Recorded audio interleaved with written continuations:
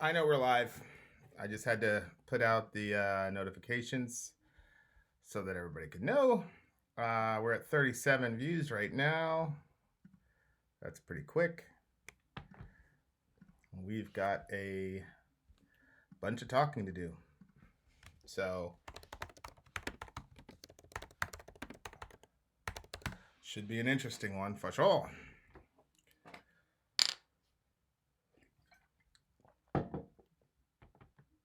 Do you want my computer for looking stuff up so we can stay on the stream?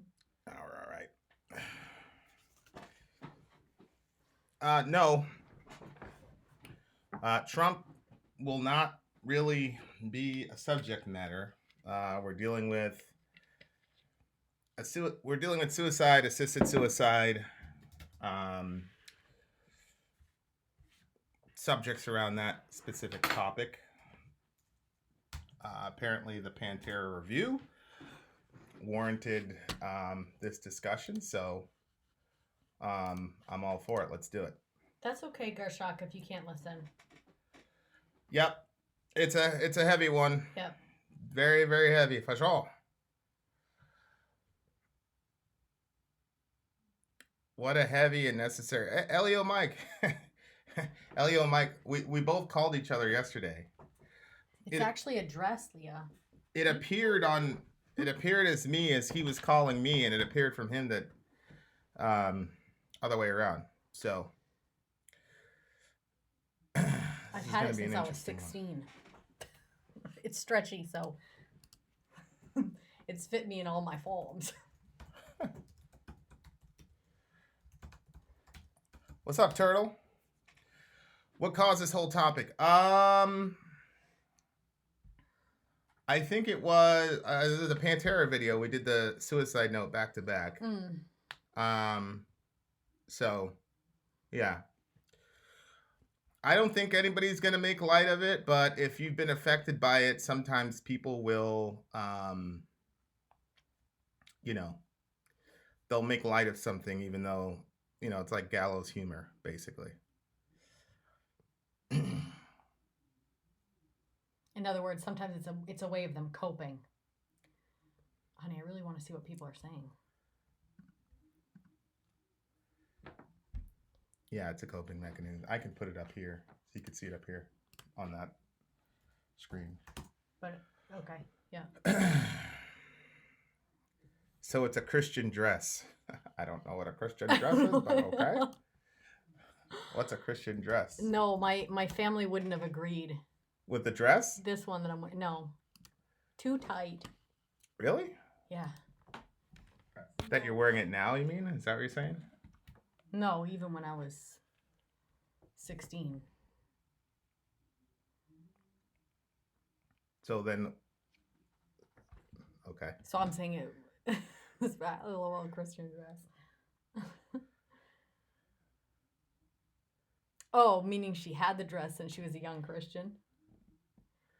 Is there an objection to any suicide? Well, I have objections to it. I mean, once we hit 100, I'll start my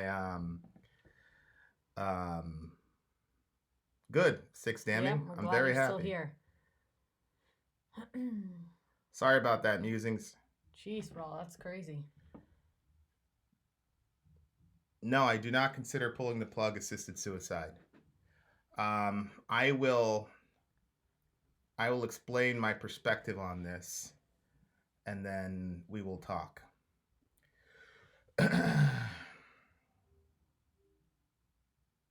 Wow, Chris.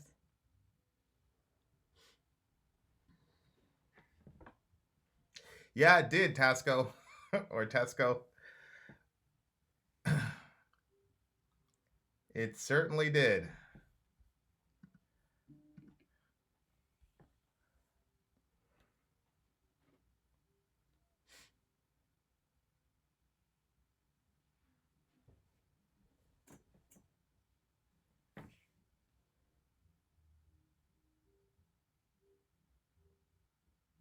Jeez, that Leo Mike, you too? Oh, if he's in law enforcement, you definitely see it. I can't imagine.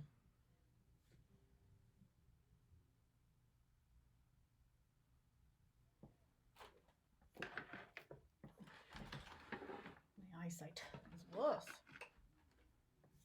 Oh gosh, really? You know, I've met a few people that were like that. They thought that the government was after them.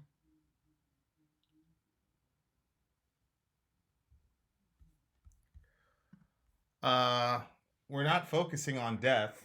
The song is called Suicide Note, and then people wanted to the talk about the concept because it's affected them. So, I mean, I hear you. If it's too heavy for you, you definitely don't have to stay. But I just disagree that we're focused on death. I mean, it's a metal channel. Metal people They generally, said we are focused on death? yeah, metal people generally, That's news. metal people generally don't sing about unicorns and rainbows. So Most people say we're too focused on Jesus. right. Um, You guys are gonna send us a Hell Heart video because they got you into Nam. Well, that's good.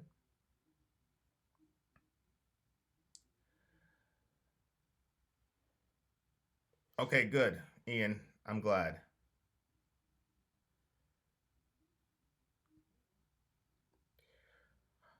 I'm glad they.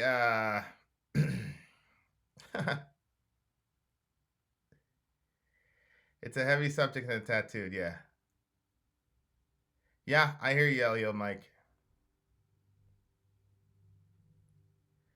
We're at 83 now, so.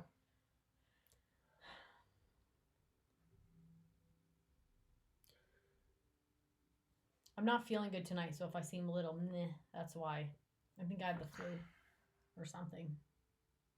One of the kids was really sick the other day, so I might have caught it from her. Yikes.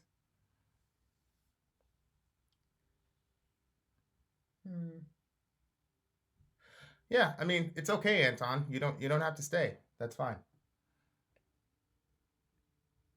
Hey, salam alaikum. Alden. Gersak also has a cold. Thanks, Six Dammy. Hello from Egypt.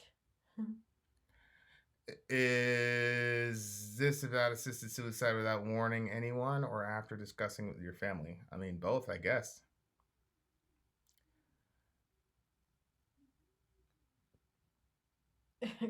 Gross flesh of Danny. I think I'm gonna move that chair because Which sitting one? like this is making my stomach hurt more.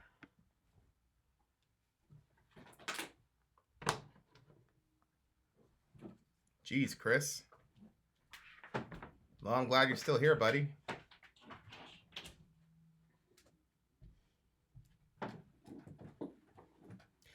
I agree, Chad. The Bible says it's better to go to a house of mourning than a house of feasting. So, do with it what you will.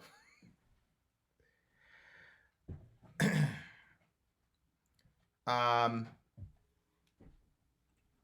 sure a lot of people have been touched by it. I obviously have been pretty explicit from the beginning that it's affected my family. The only thing I'll ask is try your best to not be graphic and to just do your best to not make it too heavy for folks. The other thing is people cope with things differently. So I'm assuming people might say things that might sound a little bit inappropriate. I think we should give each other just like the leeway to be gracious to people because everybody handles the subject very differently. You come down.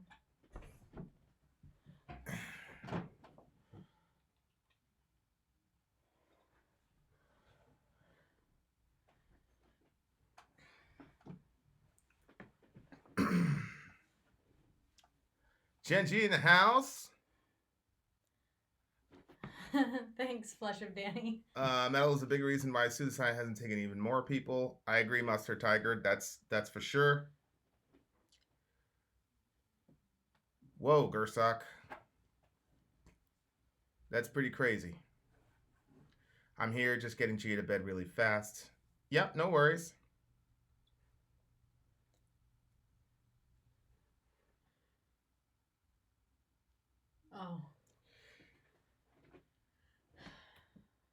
Yeah, Gertzok, I hear you, buddy.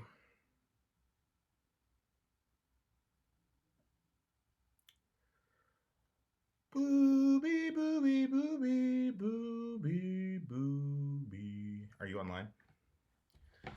Kids are watching a show. Shut it down. Wow. I was hoping that they'd be able to They can't. finish.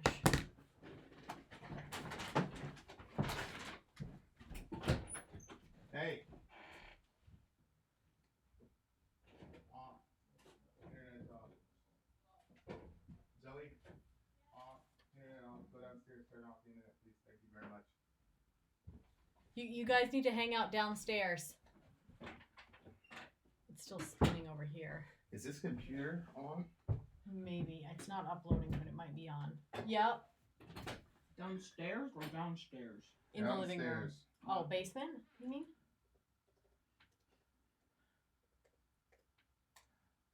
Did you say basement or living room? Dorian, Basement. hold on. You guys gotta be in the basement. Everything has to be off. Thank you, Lulcifer. I got it right this time. See, this one is frozen, but... Oh, there we go. Can you fix Booby to me? Knees are all hurt. What? Oh, it's hurting your knees? Being low?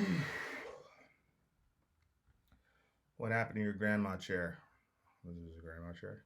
What? What's your guys' email? vidinsori@gmail.com. I'm in my grandma chair.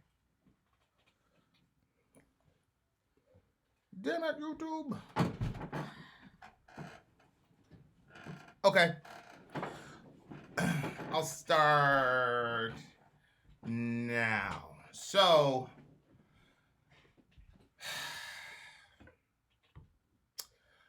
suicide. Here we go. So here's my position on suicide. The first time I actually heard about the concept of assisted suicide, it wasn't called that. It was called mercy killing. And it was actually from my mother, she was a registered nurse. And I forgot what particular ailment that the individual was suffering, but it was some horrible, incurable ailment. I forgot what was going on, but she's actually telling her friend, and we were in the living room, so she was having this conversation.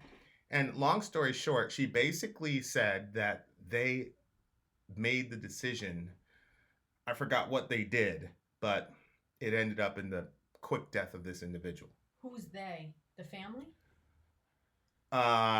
She didn't really mention the family. I don't understand what you're saying. Are you saying like pulling the plug? I don't know what they did because I was pretty young when they were recounting the story, but they did. This person was terminally ill. They were suffering. This is in Jamaica. They were suffering something. They weren't going to be cured. And my mom and a couple of the other people in the hospital, in the room at the time, basically, they all looked at each other and made some decision, and then the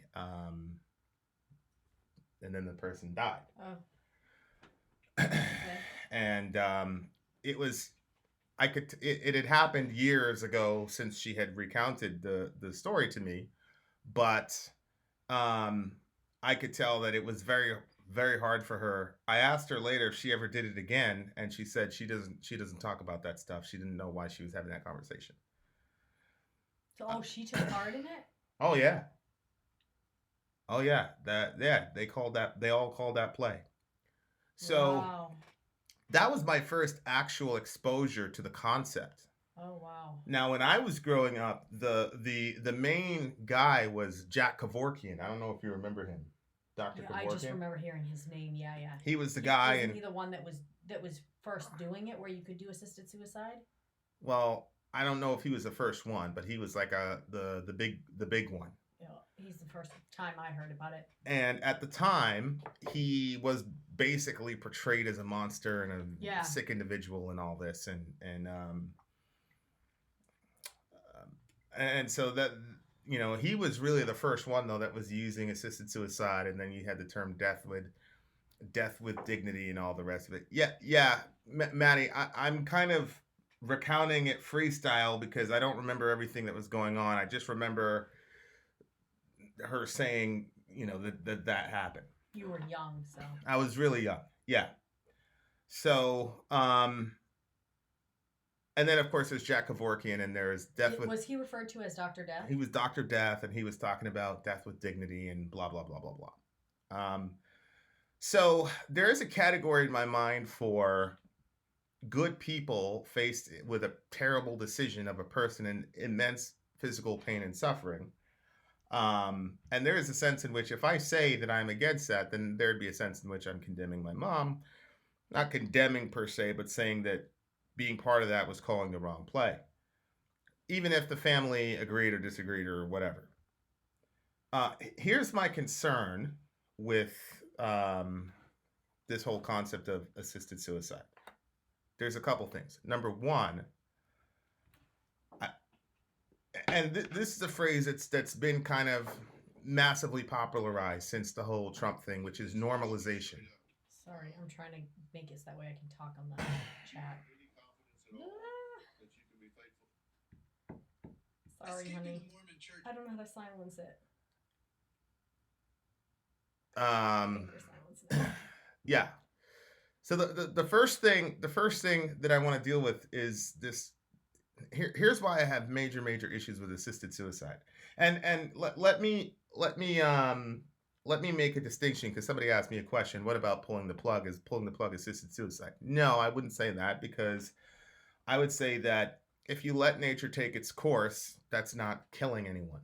So the plug is an artificial means of keeping someone alive. And if the person doesn't want the artificial means of keeping them alive, all things being equal, then nature would take its course and they would die. Assisted suicide is proactive, so that's passive. Assisted suicide, as far as my understanding, is proactively making it so that the person expires at a specified time. So that's what I'm defining as assisted suicide. Pulling the plug isn't that. Okay. Now,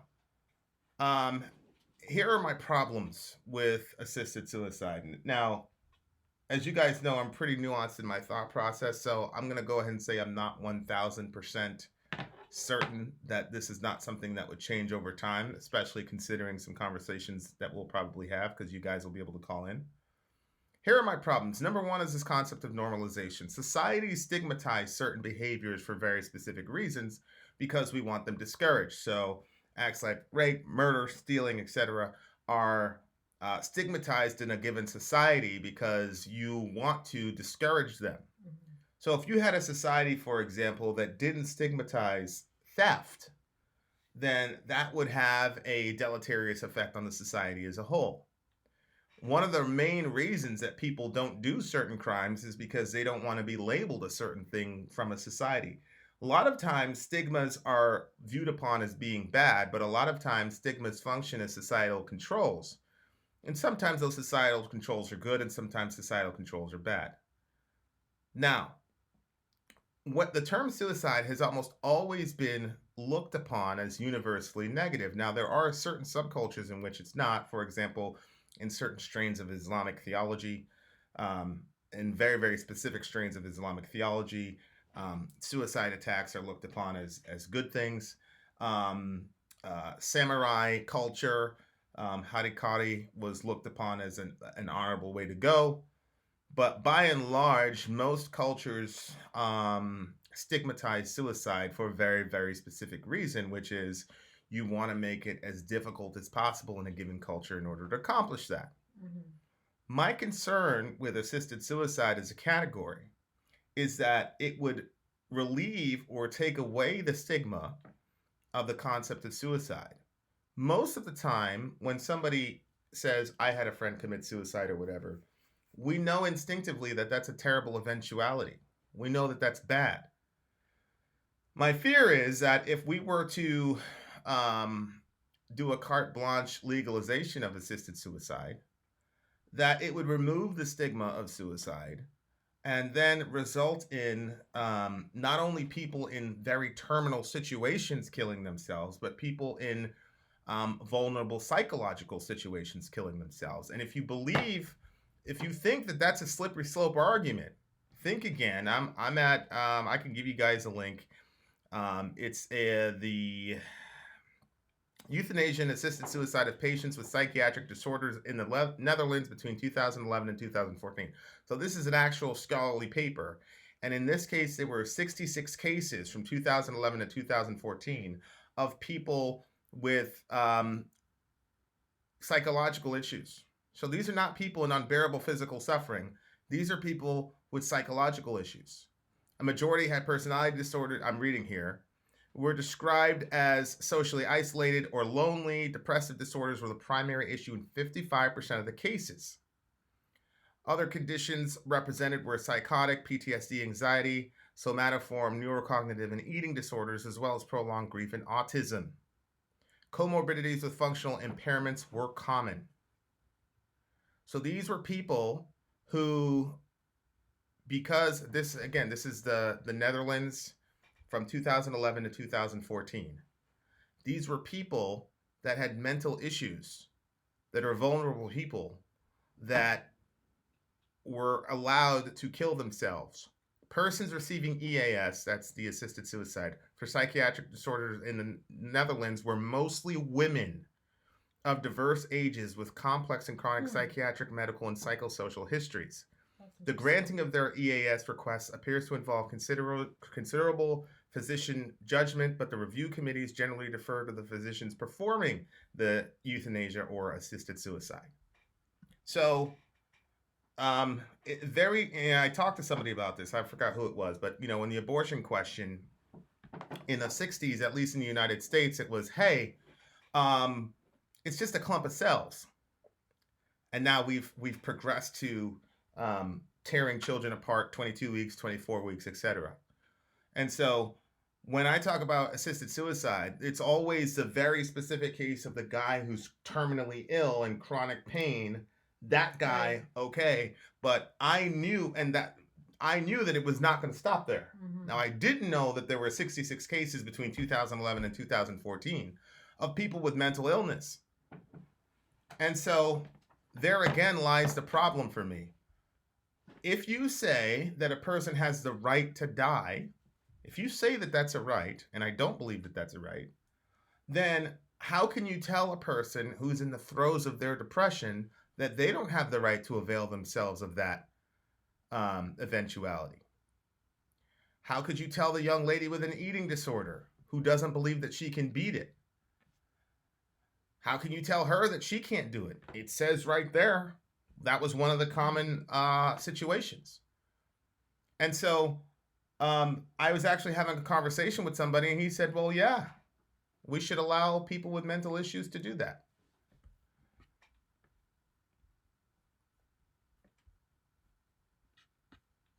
Gosh, I guess just even on that lowest setting. What time is it? Are we close to 8? Oh, that's weird. We were frozen for a second.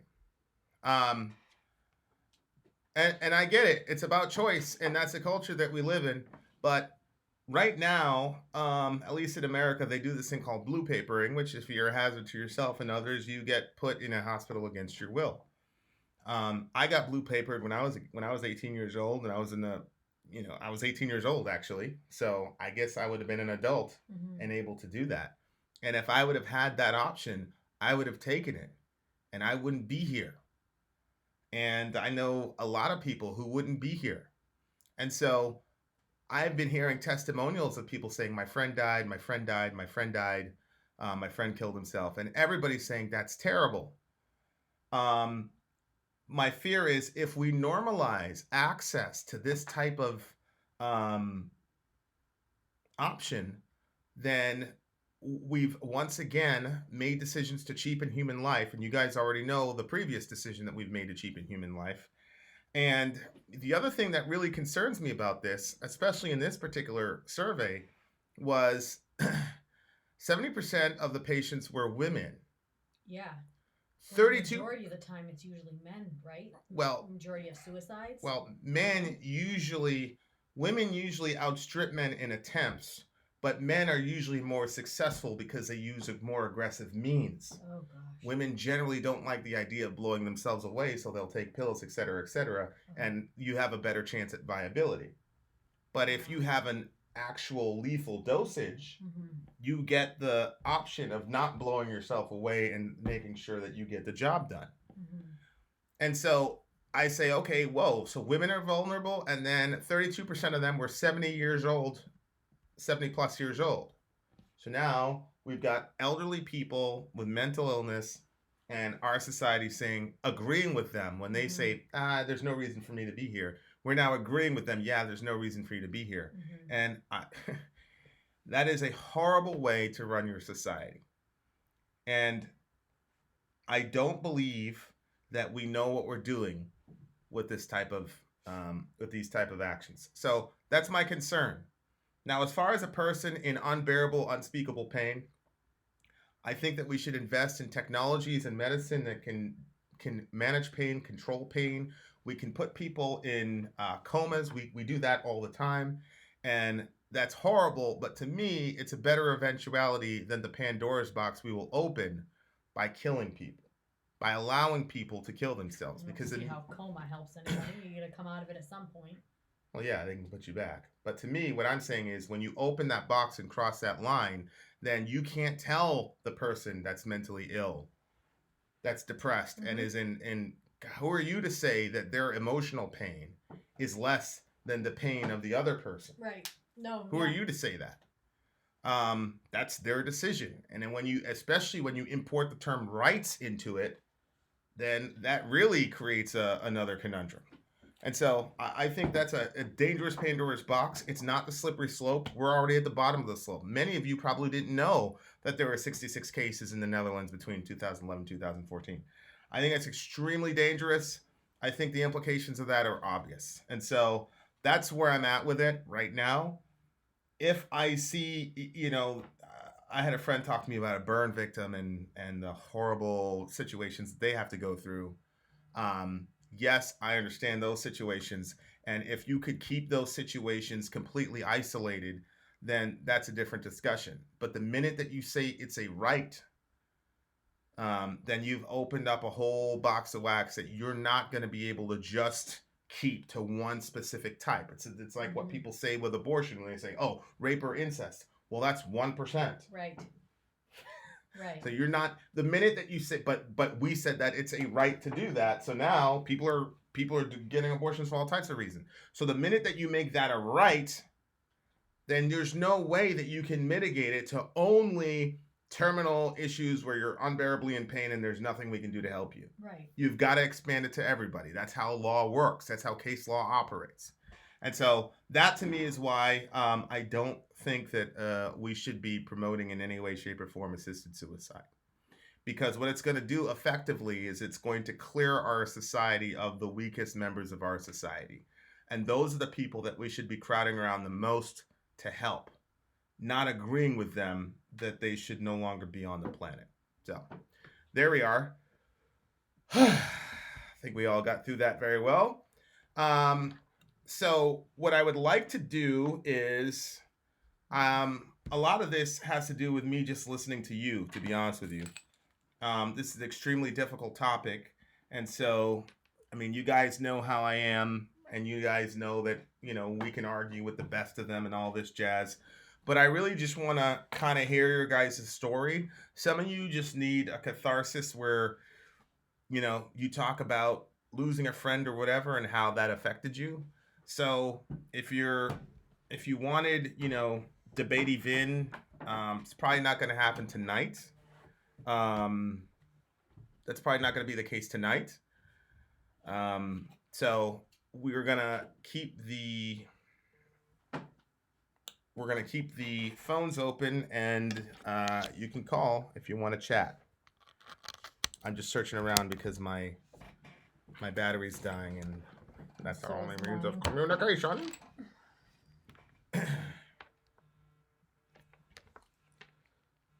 First caller, what's up?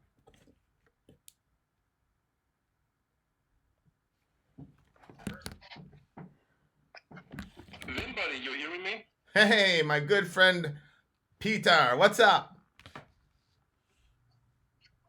Everything's fine. It's a little late here, but given that we already chatted about the topic, I thought I'd just call and give my opinion, and then Hold where on. it goes after that. Hold on, buddy. My live stream's getting all weird and stuff on me. Give me a second. It says a live stream is offline. Why? I witnessed some serious lags before. It's like the least opportune time for that to happen.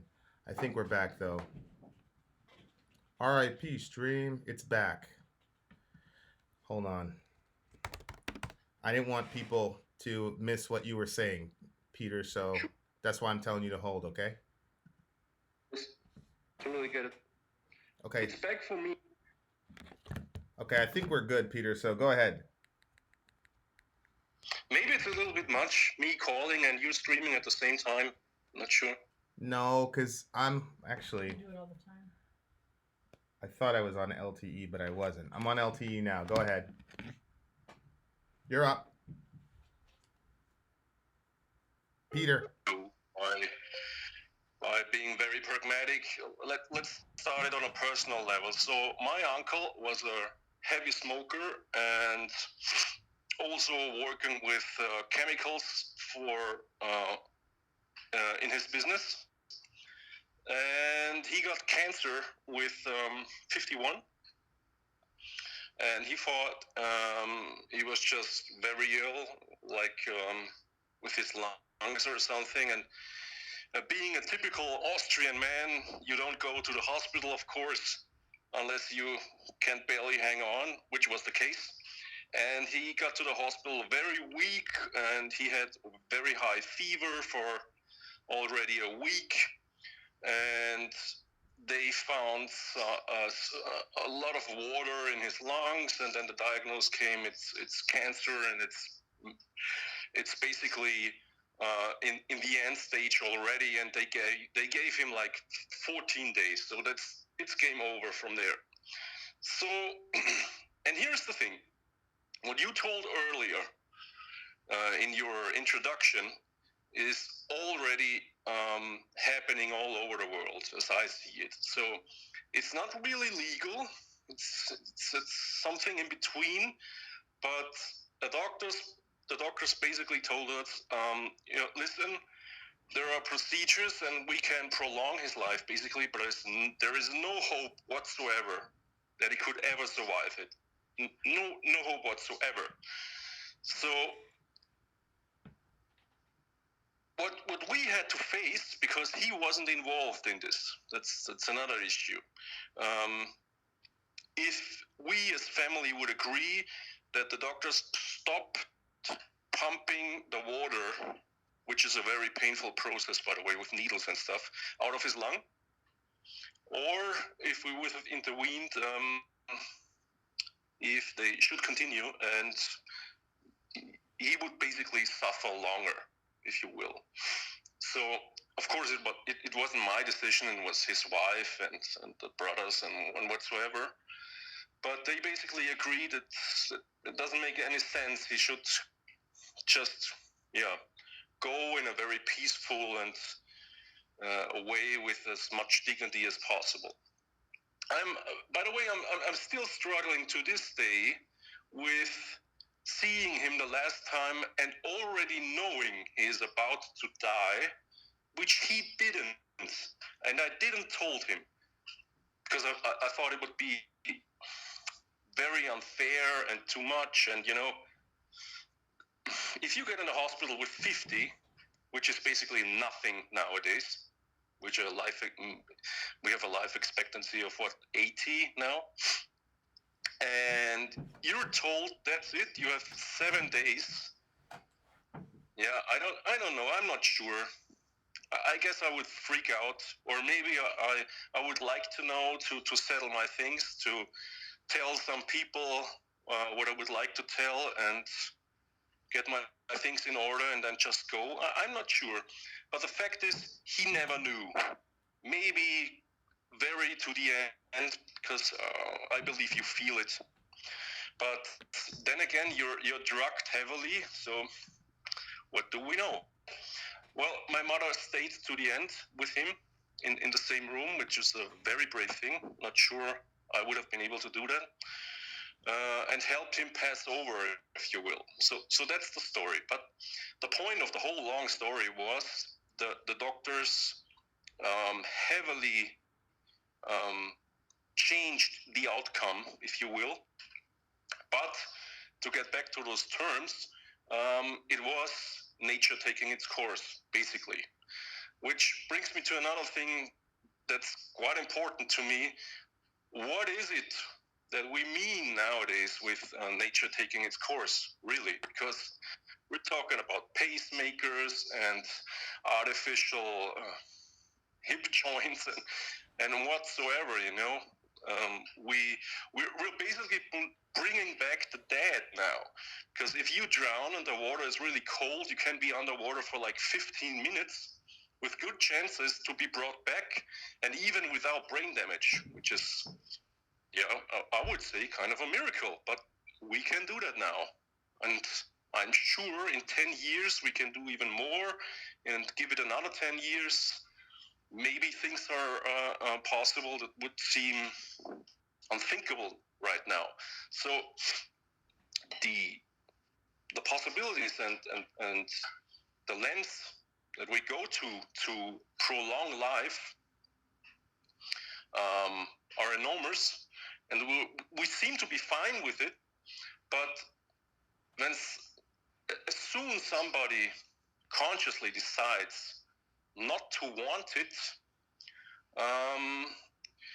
we immediately question this person's sanity or motives or whatsoever. And I gave it a lot of thoughts after we two have our conversation about the right to die, and I watched a long video with Matt Dillahunty and some other dude about the topic, because I found that's the great thing about YouTube. Of course, it was already discussed there, about a 2-hour talk. And I kind of changed my stance. I see your point. I see that it is a problem if you extend those rights, if you want to call it that way, to mentally ill people. But for the sake of the argument, why not start to talk about it from the angle of terminal illness? Because for me as a person, I really think I have the right to decide how it should end as soon as I know it's going to, based on a serious illness. And I'm not talking about a mental illness, because a mental illness does not mean I know I'm going to die in 1 month. I have the feeling I can't continue living. I can't keep it up or whatever. Yes, Peter, but that's another thing. But it doesn't come with a date on it, you know? Peter, if you legislate this based on the idea that it's a right, then there's no way to mitigate how that right gets exercised. Well, let's talk about that. You have the Second Amendment, and still not everyone is able to get a gun. Isn't that right? No, that's true. So why shouldn't it be possible? Because the closest the closest precedent we have to this is abortion, right? Right? That's hard, because the baby has no voice. Here's what I mean by this: is when a medical professional proactively ends the life of another human being. That's the closest analogy we have. And we've gone back and forth a million times where you say, well, what about rape and incest? And I say, that's only 1%. That doesn't account for the 99% of the other abortions. And we've had that discussion millions of times.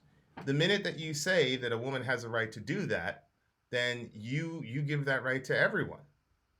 So, and again, this is not just a logical. It's not quite the same, because first of all, you have an adult person, and this person is deciding his own fate and his own fate only. And if you take the same route as other countries did, with a committee that has to hear you, and that a certain amount of time has to pass. Did you hear If the the wish is granted and all that. Did you hear what I read? Hmm? Did you hear the article that I read to you? That I read to the room? Yeah. They went in front of a committee. Yeah, I know that. And we killed 66 of them. Yeah. Okay, so there's no way that you're opening a Pandora's box that I'm sure you realize there's no way to mitigate. Yeah, I truly don't believe that, because you could apply that to many other things and it didn't happen. Well, it did happen. It happened 66 times in 2011, 2014. Well, one of the most important arguments, which I just want to point out, Peter. Already is, hold on. I just want to point out, this is not theory. If it wouldn't have happened, or in any case. Hold on. I just want to point out, Peter, this is not theory. I'm telling you, this is what happened. And there's a medical review looking at it, and their conclusion was, well, we need to leave it in the hands of the physicians. So what I'm hearing you say is that you're not a fan of people with bipolar disorder getting to take a poison cocktail and killing themselves. So you're not a fan of that. No, we're basically arguing about if it is a Pandora's box or not at this point. Because I think we kind of agree about terminal illness, and we kind of agree about mental illness, not so good.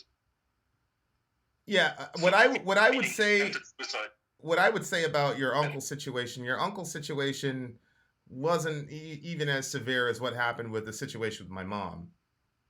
Mm-hmm. What I would say about that is I would never recommend that. I kind of had the same situation with Ian. I hope he calls in. I would never recommend that, and I would never co-sign that, but I understand it. You see what I'm saying?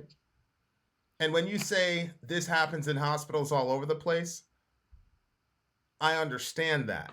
What I'm talking about is when you pass a law and you say this is a right, now this goes beyond a doctor making a call with a grieving family, right? Which is a very private thing, to a society making commentary about a specific act. That's what I'm concerned about. Does that make sense? Yeah, but maybe we shouldn't hang up on the term right then.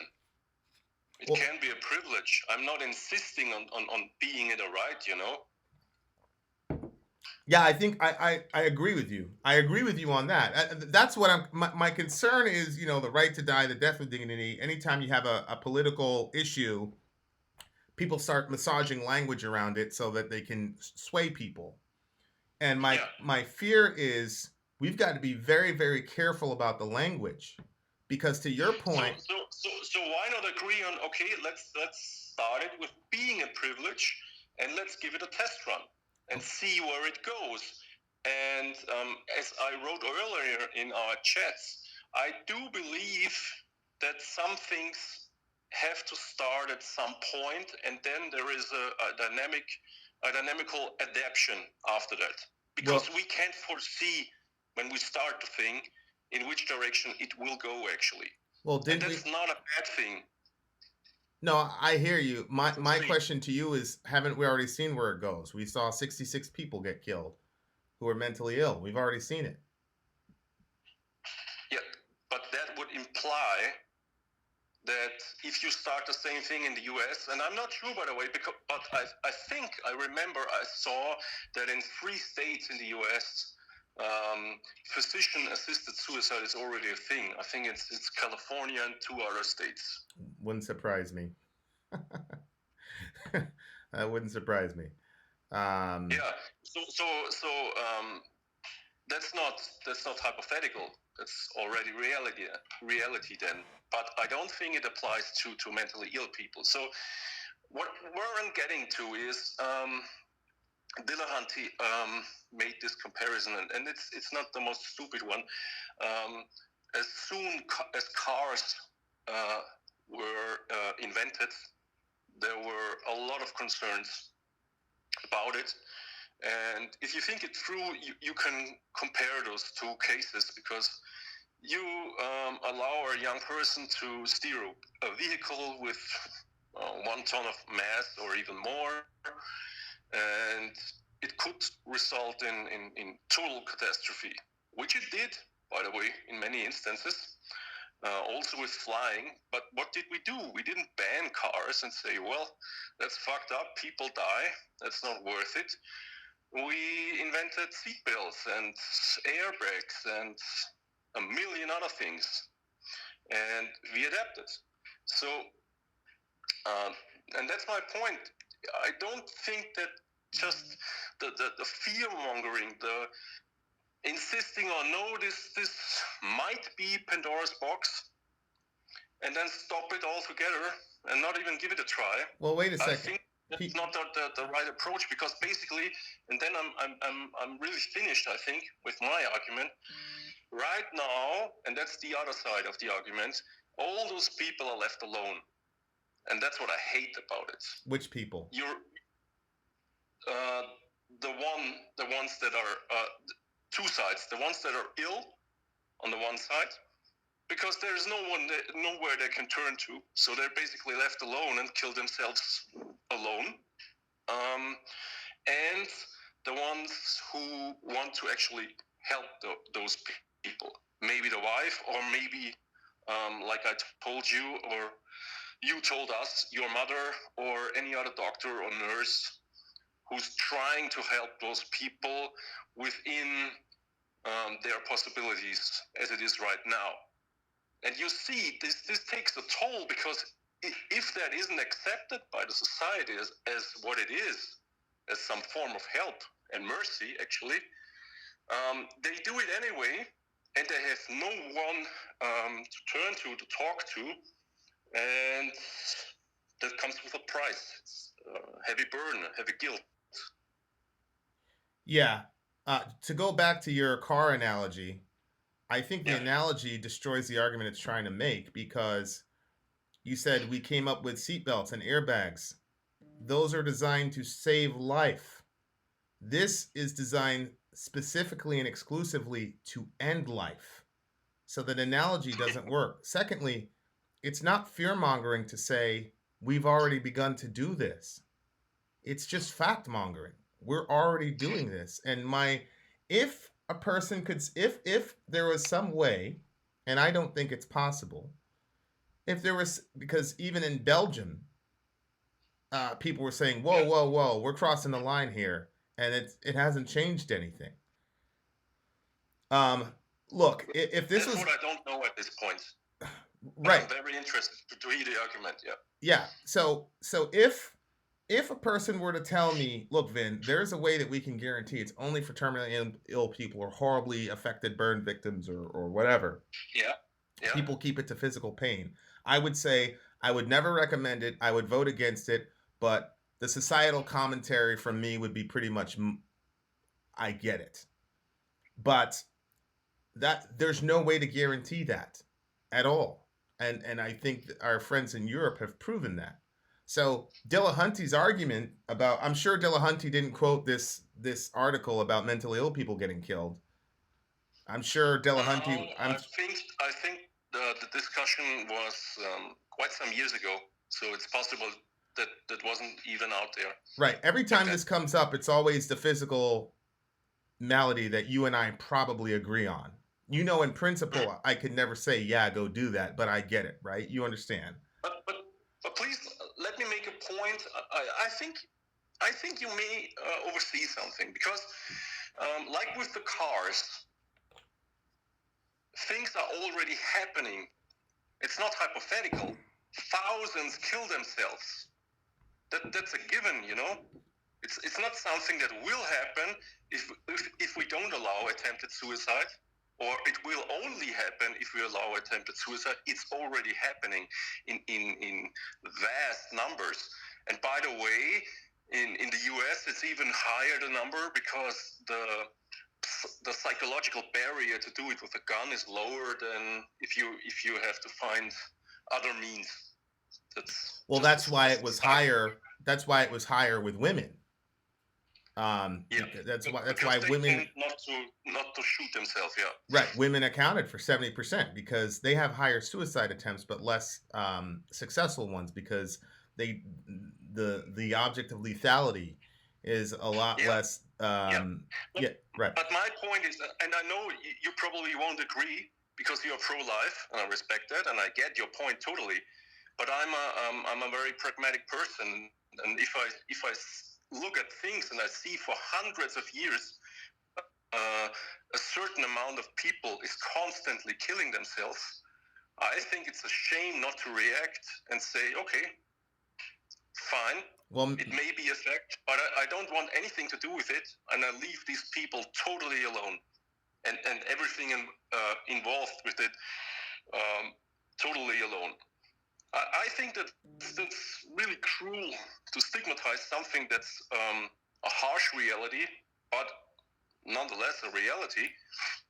well, I think I think it's important to say that those people shouldn't be left alone.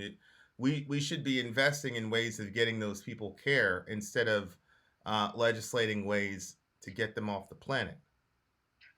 But Yeah, I'll let you have. Hold on, I'll let you have the last word because I think Ian and Pony have some really important things to say. But go ahead. Yeah. Yeah, maybe my final point.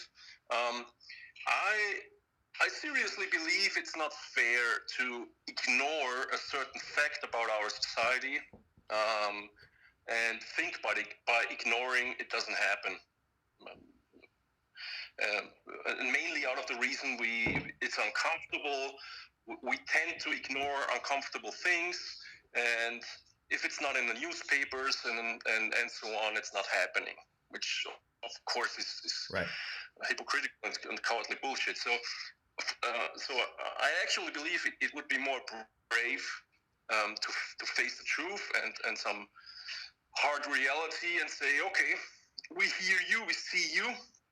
What can we do? So I'm totally at your side. We should do anything possible to help those on the brink to the abyss and save those we can save. But the other ones, all the terminally ill, and by the way, that includes people with a seriously diagnosed of Alzheimer and whatsoever, who actually decide to I want to go on my own terms and actually where I still the person you all know and not some animal in a bed that has nothing to do with what I am now. But by the way, my grandmother died. It was the fifth or seventh case in Austria back then with this, how is it called? BSE? If you eat beef and it's causing this brain disease. It was a very big thing in the 80s and 90s once we discovered it. But I'm not sure how it's called in English, actually. It's somehow like something with madness. Mad cow disease? Yeah. Mad cow disease. Yeah, that's it. So that's a very good example, by the way. It's very rare, but it's still happening, especially in first world countries. Shithole countries, I'm sorry. I have to stick to the terminology of Trump here. To be understood. No, seriously, if you get this diagnosed, there is no cure. That's it. You know what's going to happen, and it's a nightmare. I can tell you because I was a child, but I can still remember how it went down. And you're totally losing yourself because you degenerate to, a screaming animal. It's really, you can imagine it like that. It's a horror scenario. So that would be the perfect case to apply for, okay, this is going to happen. I have maybe 3 months left with dignity, and from there on, it's only pain, suffering, and misery for everyone. Not just me, but my relatives too. So why not go in peace with a little party? And by the way, there are some really interesting documentaries about the topic out there, about old people applying for it and having a goodbye party with the family, and then peacefully die. And really, by looking at it, there's not much that I see that I find wrong with the idea. So I know there's two sides to the story, but I don't think the argument is fair or even valid to not allow it just because out of the fear what might or could happen if we start to. That's our responsibility to. It's already happened, Peter. I'm just saying that for the sake of. Also, so I'm just saying that. Out there. The box is already opened to set it your way. So. Right, and that's a nightmare. All right, Peter, I appreciate it. I think Ian. Yeah, but maybe the best thing we can do is talk about it like we do right now. So yeah. Okay. Ian, stick around because Ian's got a pretty important contribution here pretty soon. I will. Thanks, Peter. Yep. Enjoyed it. Bye-bye. So this is what we do. Very emotional topic, very difficult.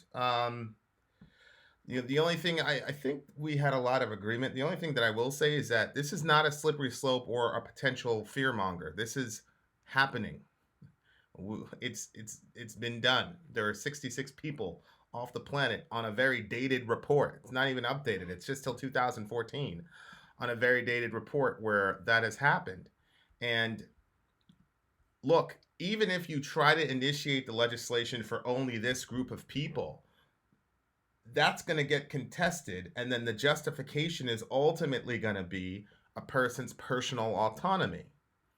So if you justify it via personal autonomy, then there's no way the state can say, okay, yes for you, no for not you. Yes, you have personal autonomy if you're mentally ill, but the state will say you don't have, yes, you have personal autonomy if you're terminally ill, but you don't have personal autonomy if you're mentally ill. I can easily see that going to the Supreme Court. They're going to say ableism, et cetera, et cetera. I think that if you think that it's only going to stay to physically terminally ill people, you don't understand how the law works. And you don't understand how human beings work. And again, this is not fear mongering. I've got the cases. Ian, my good man, are you there? And my phone was lying to me. It was not charging this entire time. Yikes. Hold on, Ian. I got to get this thing charged. Otherwise, you won't be able to talk. Or nobody will be able to hear you. See. I know you're calling, Ian. Just stay with me, buddy.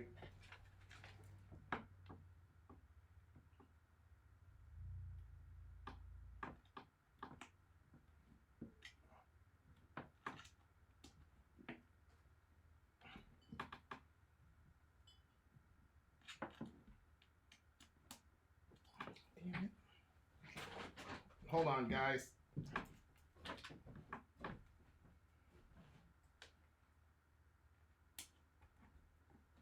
There we go.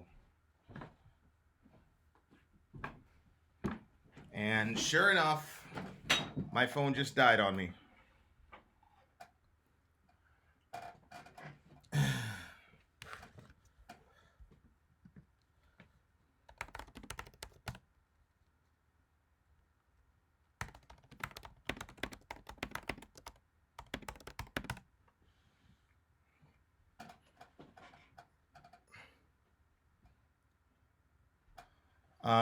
I don't think that you could say the 66 would have killed themselves anyway, considering the fact that the majority of them were women, and women generally fail at suicide attempts, especially when they're mentally ill. So I don't think they would have killed themselves anyway.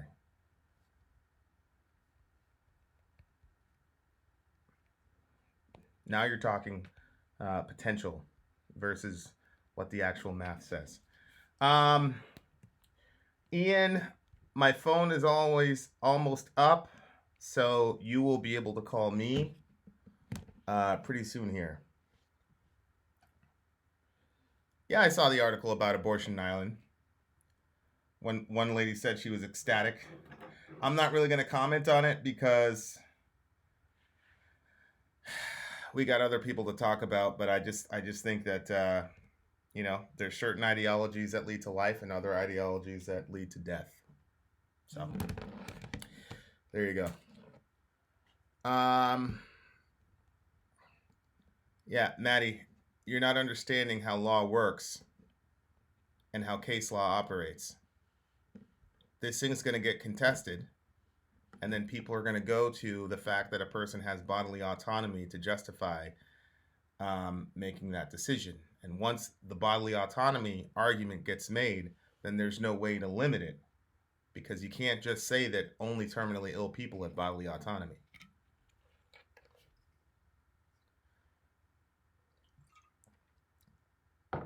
Ian, yes, Gersock, you can call me. Ian, call me now. We should be able to do it.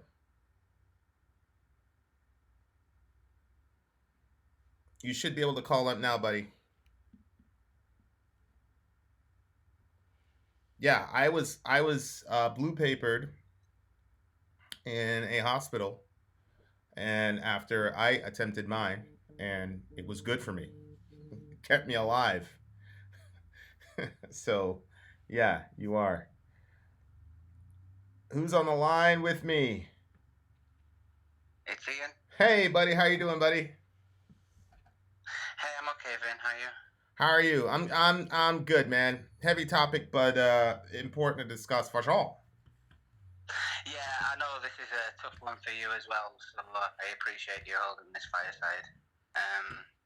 It's funny actually, because when I first emailed you, like I said, like I was going to keep it just between you and me, because like I was very self-aware that it was a very specific example. You know, it's like the 1%. You know, but when I jumped into the car and chatted with my friends about it, literally everyone had an opinion, and I'm sure you've read the comment section of the videos as well. And I was like, I think this needs to happen, sort of thing. Well, if Ian says it has to happen, it's got to happen. You're my guy. Okay. You're my guy. Well, yeah, thanks, mate. Well, yeah. So you read my email, so you know this is a very emotive topic to me. And it's only gotten more confusing the more I've opened Pandora's box, because it's something it's always something right, okay, I'll cut the bullshit, right? I've always been a big supporter of assisted suicide, as I mentioned to you. Sure. I truly believe that in the case of terminal patients, and to use my exact words, in cases where there is no getting better and there is only getting worse, I think that people should have the right to go peacefully in a controlled environment, you know. But I hear you, if I'm honest. I get the potential consequences of that precedent being set. But to add further confusion to it, if I'm brutally honest, like it kind of already exists. It's just not called that. And occasionally doctors will get caught in the act and they'll end up doing time for it. But it's basically called palliative care. You know, when you have like terminal end stage diseases that are causing you serious pain, they will give you morphine in ever increasing doses to make, and it's the tagline is making you comfortable. But I have a lot of family that's involved in the medical field, and it pretty much already exists. It's just very disguised, to be brutally honest. Because I mean, you mentioned about your mum, and I don't want to go down that rabbit hole, but you know, in the medical field, it's something that already kind of happens. It's just not openly talked about, because people can lose their liberty and lose their license and all sorts of consequences. You know what I'm saying? Oh no, and what I'm saying is that's probably, in a sinful world, the best option. Meaning, the minute you legislate it and say that it's okay based on bodily autonomy, now you've taken some of the stigma away from the concept. And that's what I'm worried about. Yeah. Because now, so this is as recently, John Wilson, May 27, 2018. Mentally ill people should be allowed assisted death. And he goes on to say that mental pain is real and can be unbearable. And then he goes on, this guy's a doctor, and he writes his article arguing for that. So everybody that thinks that we're going to be able to just keep this to the terminally ill, if we officially codify this into law, there's no way we're going to be able to do that. And so No, that I get you. so my thing is the thing that went down with my mom, what happened with, I don't know how much you want to share, but if you say it's happening behind closed doors by medical professional, things like that, my stance is keep it that way. Right? Like, because that way we still have the societal stigma around it. And, on an individual basis with medical professionals, in consultation with the family, of course, those decisions can be made. I think that's the best way to do it. My fear is once you remove the stigma, then we're going to have a flood of this stuff. You see what I'm saying? No, the funny thing is, I genuinely do, because I'm going to be really honest with you, and I'm going to talk about my dad because I need to, but something that came up in my research, because after I had emailed you, I did a bit of Googling, and I actually emailed my dad. I'm not going to mention his name directly, but I typed his name into Google because there used to be a bunch of news articles, and if I'm honest, I was going to send you one of them because it was plastered all around the local press when he died. It became a bit of a spectacle. We had press showing up at our door.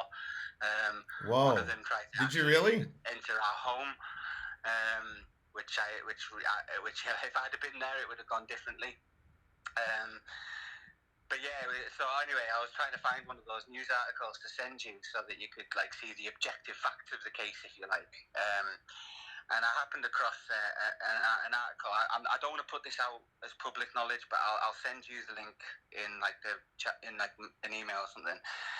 But I found that there's a charity that was literally inspired by my father, by his case, and the charity funds people to travel to Switzerland to have assisted suicide, and that was a big thing to find out the day after those 2 interviews and emailing you. So a lot's happened headwise, and I'm very I'm a bit like you. I don't want to be debatey and all the rest of it, because when I first emailed you, I was very emotive, to the point where I actually emailed you and apologised. Because can you not see that you're causing known suffering and blah blah blah? And I was like, actually, hang on, Vin's not doing shit to you, man. Come on, you know what I mean? So I was like, but it is a very emotional subject for me for sure. But it's opened a whole can of worms headwise, because where I'm at right now, I'll be honest with you, right, is in my heart, I truly believe, and I still do, in spite of everything that's happened, I still believe it should happen because of my dad. So I'm going to quickly share my dad, and then I'll go on. My dad had motor neuron disease, which, in his case, was a fatal prognosis. It was literally certain death. It's impossible he's going to survive.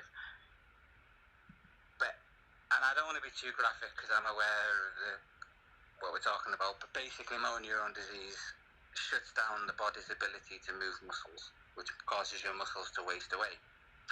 And my dad didn't want to die fully conscious and fully sentient inside a useless body that can't move.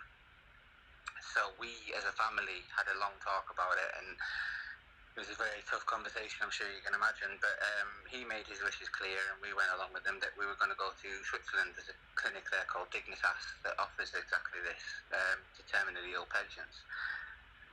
But long story short, a bunch of bad shit happened, and we couldn't afford to go. It was just that simple. So that left actual suicide being his only option. And cruelly, there became a pretty serious time frame on it, because he didn't know when his arms were going to become useless, and when that happened, he could no longer do it himself. And that, I don't want to explore that avenue. So yeah, he tried a couple of times and it didn't work both times. And on the third time, it did work.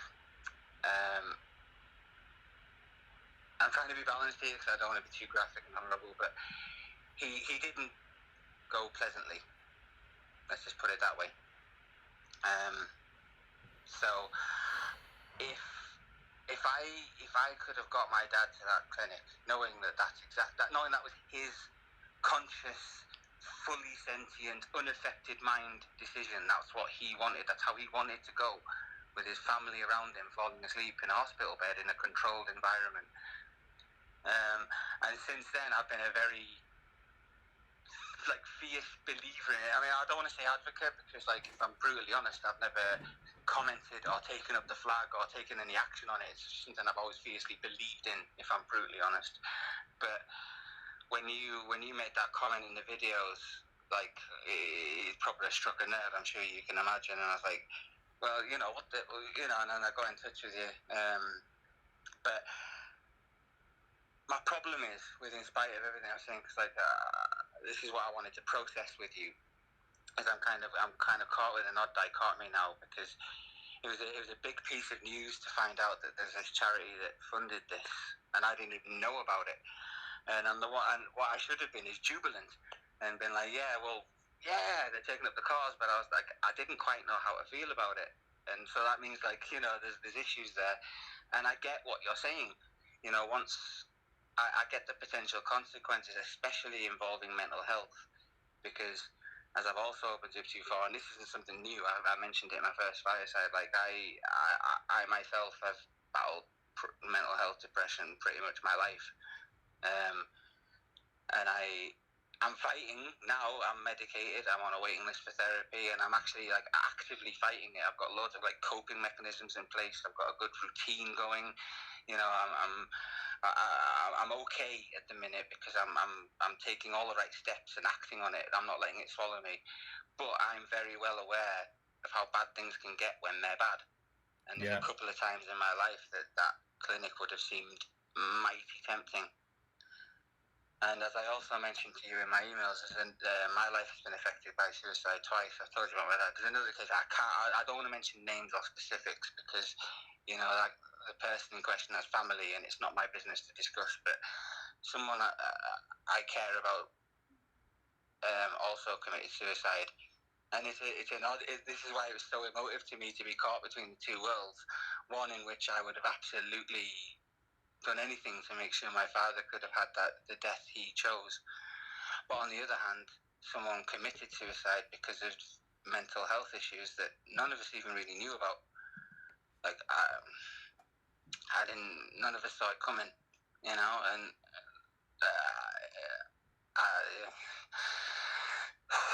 sorry, it's just anyway. So yeah, I don't want to go into that, but so I'm aware of what it's like to be in that frame of mind, and I'm also aware of what can happen when that state of mind comes to fruition. And it's a very, very confusing dichotomy to be in, because on the one hand, if I could have gone back in time and known that was going to happen, I would have moved heaven and earth to be there for this person and see them through it, and so would everyone that was in his life, but on the other hand, at the same time, I would have done the same thing to make sure my dad could have passed away peacefully rather than have to go through what he did. Because, and I'm going to put this out there as someone who's been suicidal and experienced suicide on both counts. This is why it was such a clusterfuck to me. But I'm now very unsure where I stand on it, because I get the issues involved. Do you know what I mean? Yeah. I'm not articulating myself very well. I'm probably rambling right now. I'm trying to process this as articulately as I can, but it's obviously difficult. Well, no. First of all, you're doing great. I'm sure you're seeing that in the chat, and you're. By the way, can I say, I apologize. I only have internet on my phone, which I'm using to call Ben. I actually can't see the chat, so I am sorry to everyone. But... Oh, yeah. No, you're doing great, man. Really brave. Very tough topic. And I'm kind of where you are. So if we had somebody in this room right now that said, I want to end it all, my life sucks, everybody immediately would say, let's talk to you, let's help you, da da da da. Nobody would say, hey, I know a guy, right? Yeah. We would all get around that person and say, hey. Conversely, like the situation that happened with my mom, or like what happened with your dad, or what Peter was talking about. I forgot. I'm sorry. Forgive me, Peter. I don't know if it was your uncle or whoever. We know that there's a difference between that and a person having a hard go of it. And my only perspective on this whole thing is to say we've got palliative care right now. We've got people that can be hopped up with morphine out of their minds until they pass away. We have ways of pain management right now. I mean, hell, we can put people in comas. Why don't we stay? Why don't just Can I give you a? Sorry, I have to interrupt you. Can I? go The ahead? problem with that is, with leaving it behind closed doors, is you have people like Harold Shipman. I don't know if any of you know who that is. Google him if you don't.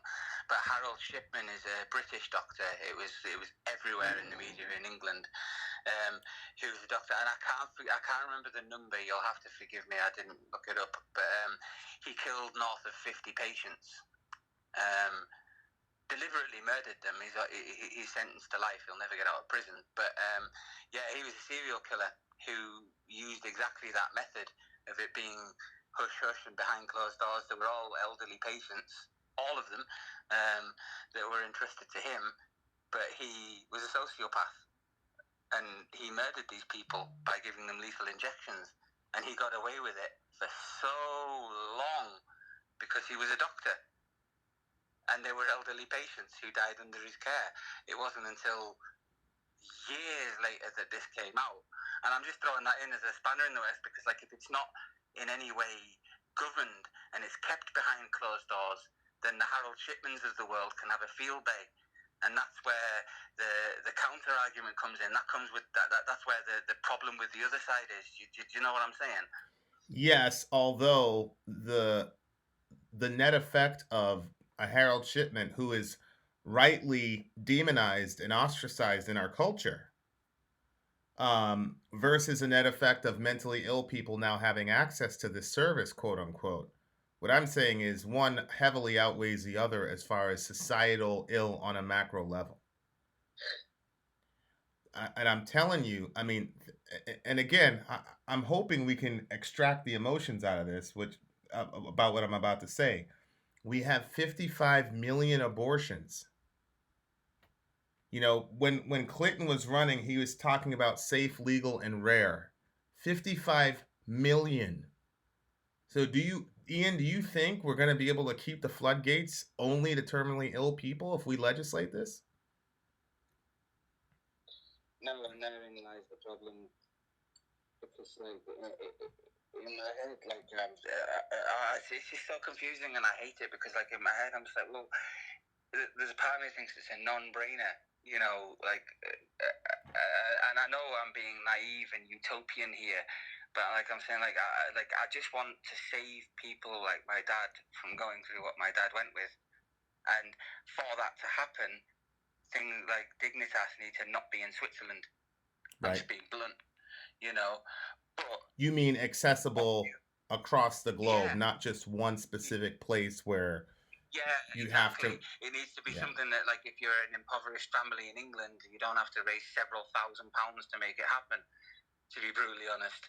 Yeah. But like say, I do genuinely get the counter argument, you know, and it could like I get that it could be a slippery slope, but like actually I want to get to another. Well, hold on. I just want to hold on for 1 second. Hold on. I want to correct everyone. It's not a slippery slope argument. It has happened. I don't know how many. I'm not saying you, Ian, because somebody said slippery slope is not an argument. It has happened.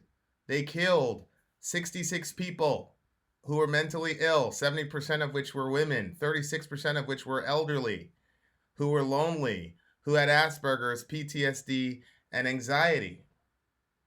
I'm not saying this could potentially happen. I'm saying we're already doing it out and in public.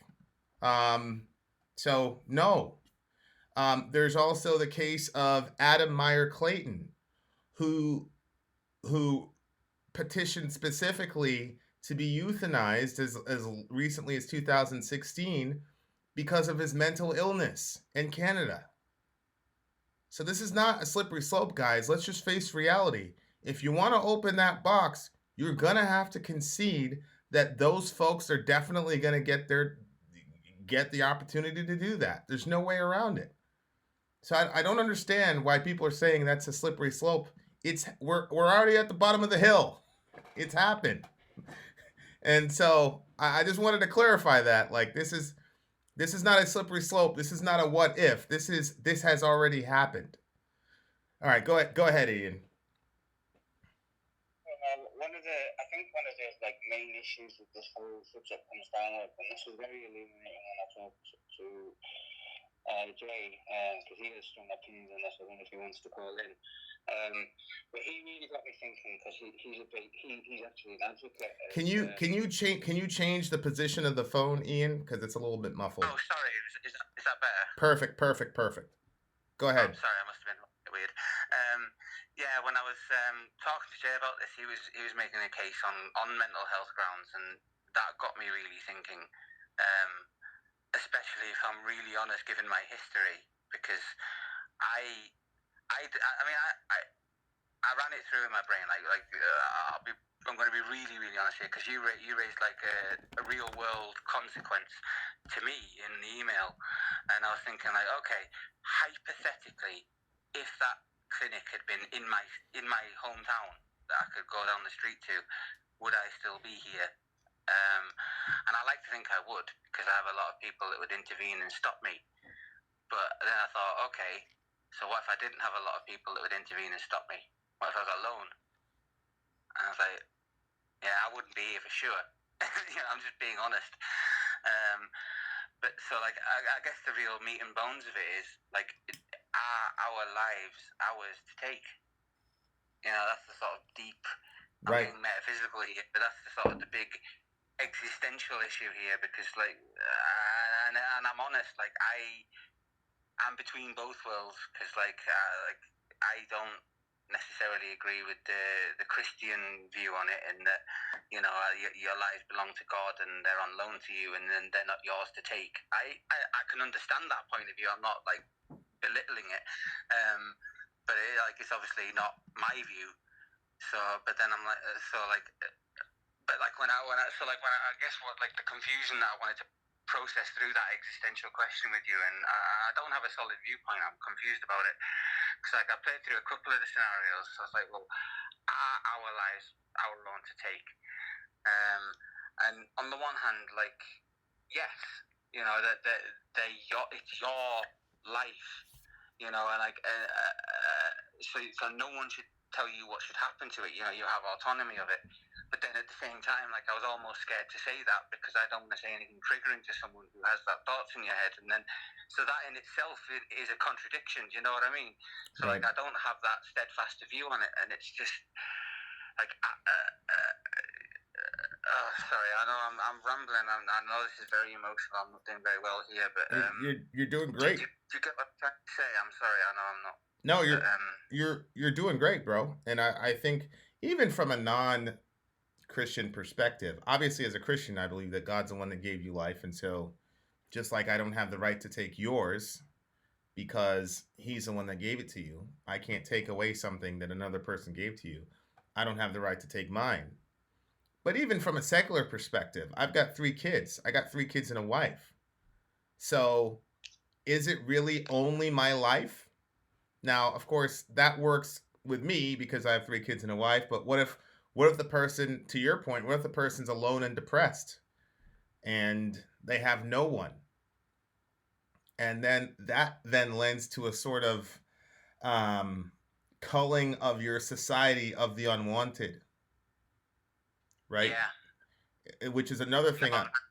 Go ahead. I feel you, because like I'm a member of a Facebook group for autistic people, and I'm aware that I'm very blessed to have a family that looks after me, because that's not always the case, and yeah, it's heartbreaking that there is a lot of people out there that don't have that. I'm very lucky to have what I do, and I'm not just saying this like I know there's something banding around, but like I mean this in my genuinely. Like, if it was not for my friends and family and my support network, I absolutely legit would not be here. like for real. Yeah, Like, me too. If it wasn't for Dr. Petzel and my mom, I mean, those were really the two. I'll never forget her. I used to call her Petzel the Pretzel. um, but she sat me down and she, she was my doctor when I was in the hospital, but she was also just, really good to me. And if it wasn't for those two, I wouldn't be here for sure. yeah. Yeah, it's a funny thing because like when you were saying before, like the one thing that's always held me back, always, even when I was like absolutely genuinely suicidal and did bad things to myself, self-harm, is because like I needed an outlet, like but the reason I never ever went through with it, ever, or even made like a serious attempt, was because like I because of what I went through with my dad and the suffering that my family endured because of it. Like I was never so consumed that I became unaware of what it would mean to other people. Right. I've always, and my both blessing and curse, which is one of the things that I'm so apologetic and trip over myself to be so polite to people, is like I don't externalize anything. Because like that's my triggers. I need to be liked. I'm being very self-aware here. It's not even healthy. But like it's the way it is. I don't like confrontation, and I don't like people being mad at me. But the problem with that is that I internalize everything. I swallow it like poison to make sure I don't spit it out at anyone. And that's why I have like such ridiculous self-esteem issues as I do. I swallow it whole. But the problem with that is like sort of processing it through when I really think about it is that if I'm in a precarious position and I'm aware of that. I count my blessings for where I'm at, and I've got a good stability at the minute. So I'm doing a lot of working on myself as well. That's why I've been pestering you with so many questions about God, and I'm really opening a lot of boxes and thinking through shit that has been too intense to think through at worst times in my life. So it's not all doom and gloom. But the problem is, I am aware that with where I'm at right now in the universe, it's a shaky position because the people in my life that support me are exactly that. And if I woke up tomorrow and 8 people weren't in the world, then there'd be no point me being here either. Like I can literally limit it to like 8, maybe 9 people, and that they're like my, and you know what I'm saying. So I guess where I'm going is when I played through the thought experiment I was doing earlier, and when I think of people who don't have those 8 or 9 people in their lives,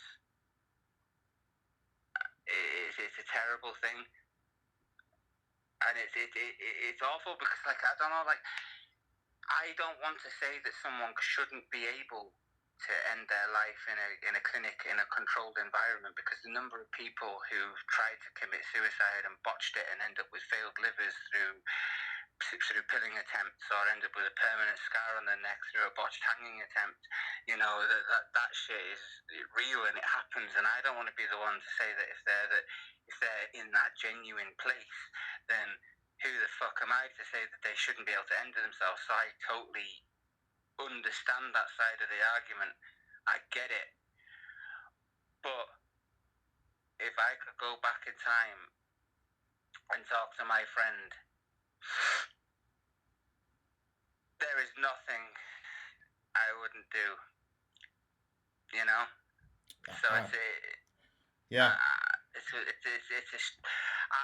going to tap out on the mental health side. I don't want to go there because like I'm very confused about it, and like I know that some people have strong opinions about whether it should be like where I'm at in my heart is like I think that anyone who wants to end their life on mental health grounds should be given every intervention that is available.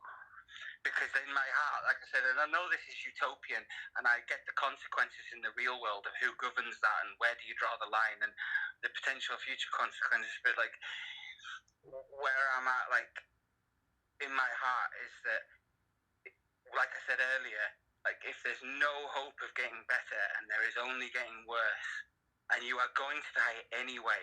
Like I absolutely believe those people should be given the chance to tap out if they want to.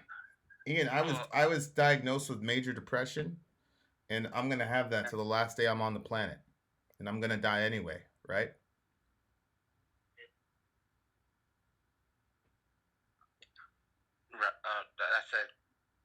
That's a horrible parallel to draw. I mean, it's true. I am. Well, what I was going to say is, like, in my heart, in that case, I can get it, but then I don't know where I draw the line on the whole mental health thing. Yeah, that's why I'm saying. That's why when it comes to life, that's not our realm. I just don't think that's our realm, man. Because I don't think that we're gonna be able to keep it as clean as everybody wants to believe that we are.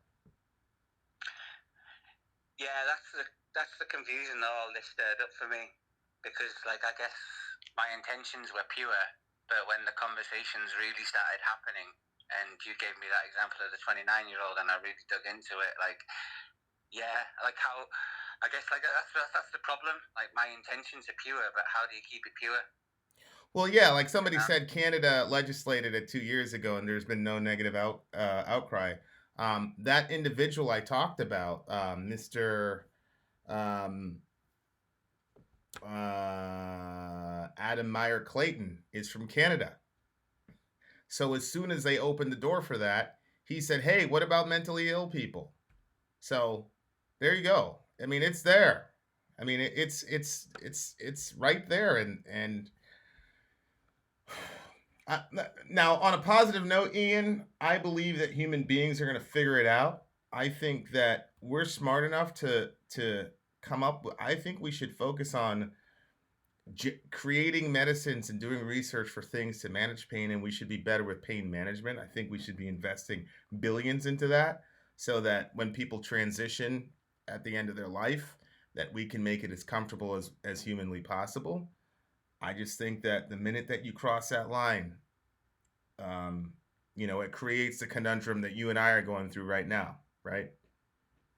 Yeah. Because I don't necessarily, because like I said, my own mother took part in it. A lot of you guys are talking about it from the other side, from the patient side.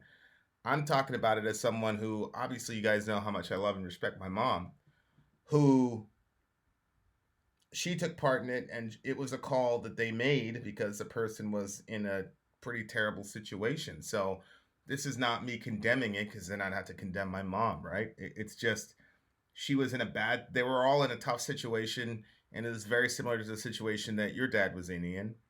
So I understand that. But I think that, that's kind of one of my questions. It's an honest question, Peter, Ian. I wanted to know your thoughts. We can put people in controlled comas. Why isn't that the person, if it's just about pain management, why can't we do that instead of opening that box and killing people? Well, I mean, do you want my honest answer? Mm-hmm. It depends on the point. Like, are they going to recover from it? And if they're not, then putting them in an induced coma is really no different. All you're doing is removing sentient life. Like, because someone in a someone in an induced coma, and bear in mind, like, I'll email you the details afterwards if you want me to. But, like, one of my family members is a nurse who works in this field. When you're in an induced coma, it's pretty much recognized that you don't have conscious thought. So I'm not trying to be obtuse, but I'm not entirely sure like how that's much different. Well, because it would take it would take the killing option off the table for the mentally ill. We wouldn't be killing people. Well, could you not just like do it, but like make a steadfast rule that it's only for terminally ill people? Yeah, that's what Canada's trying to do, and let's see how long that lasts. I mean, the argument is if you say that a person has a right to do that based on their own bodily autonomy, then there's no way to limit it to just that. Yeah, actually, do you know what? Like, I almost want to recant that last statement because it was more emotive than anything else. Because, like I say, I don't even fully 100% know where I stand on the whole euthanasia for mental health thing. Well, because like, it's very close to home. Yeah, it's for me too. Thank you so much, Ian. I think our friend Pony is going to call in. Pony, you don't have to call in if you don't want to. So it's been a pretty heavy conversation, so I don't want to put an expectation on you, but I'm going to clear the line and give you the ability to if you'd like to, Pony. Okay, Ian. Thank you, buddy. Thanks, mate. Thank you for letting me call in. And by the way, Pony, we all love you whether you call in or not. Yeah. Just wanted to say that. Okay, thanks, guys. I appreciate it. Have a good one. Thanks, bye. No, I don't take any offense, Zonia.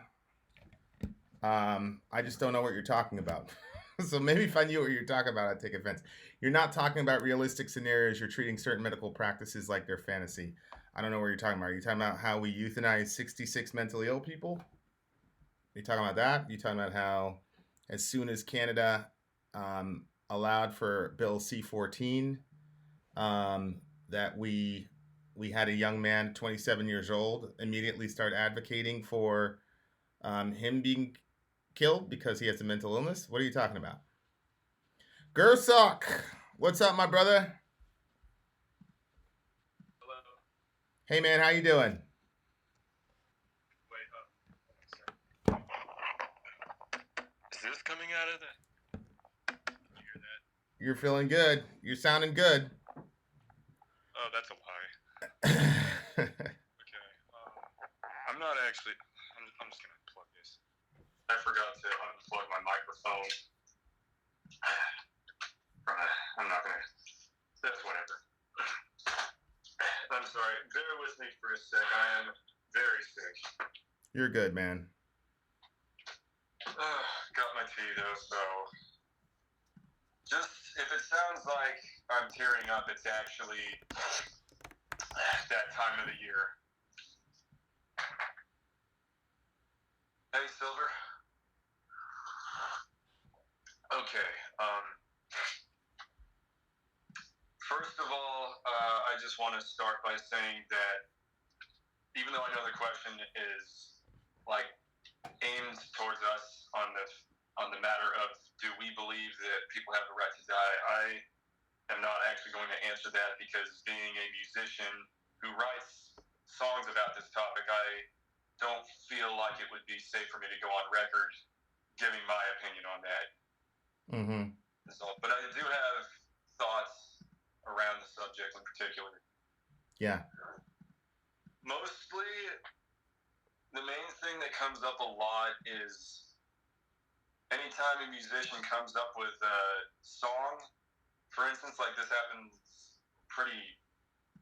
way more regularly than it should, is there will be a song that some people will sort of say, convince somebody to become a school shooter or to kill themselves or to do something else like really sad. And generally the first people that get blamed for that stuff are the artists who, I guess, wrote songs that were similar if they were listening to it at the time. So as for assisted suicide, like that kind of gets pinned on us a lot is, well, because you wrote a song about this, like, isn't that assisted suicide for what this person you've never met was going through? Yeah.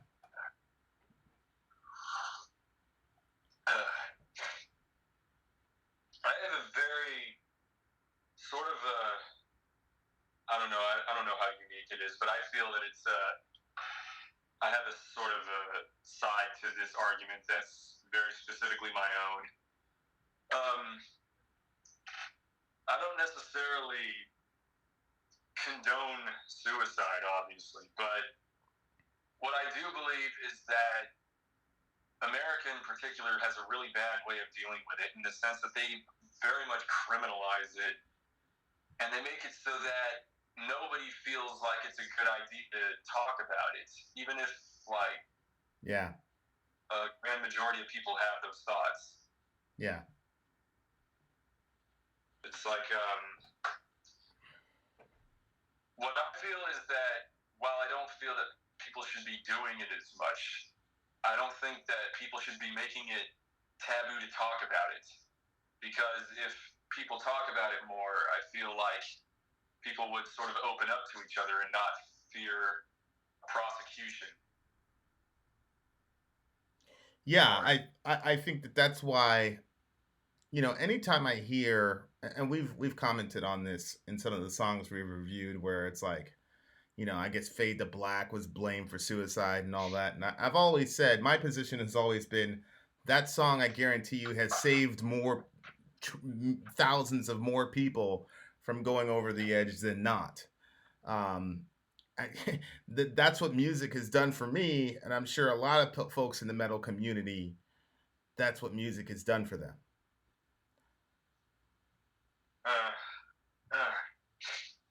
That's kind of the thing is there seems to be like a generational gap involved in that too. It seems like it's become a lot more common. People will talk about this sort of thing now than maybe 20 years or 30 years ago. And the main problem I have is that, I don't think there's a easy solution or maybe even a solution at all for issues like this. But I feel like making a bad sort of band-aid solution is even worse than just sort of letting it run its course, because that's generally what I see the U.S. always doing. They'll say that, because drugs are bad, we're going to criminalize it and throw people in jail. Because suicide is wrong, we're going to criminalize it. And as soon as like the people get brought back to life, they'll sort of be thrown in a hold for it. And I mean, they were feeling like they outcast before. Like getting thrown in a hold is going to make things way worse. Yeah.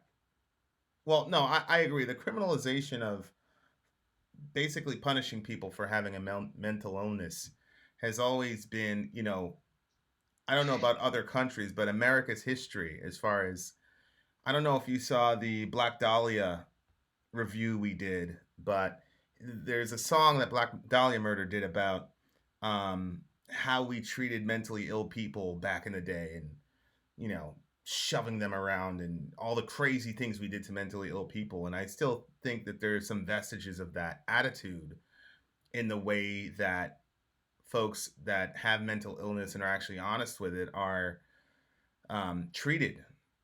Um, and it's every time I go to a metal show or when I see a metal show, like a lot of people don't understand why it's so important to go to those shows. And my mom didn't understand why it was so important for me to go to that corn show. It's because I was actually around people who felt like I felt, and I didn't feel like, the extreme end would be a criminal, but the other end would just be, some freak who shouldn't talk about, having those thoughts.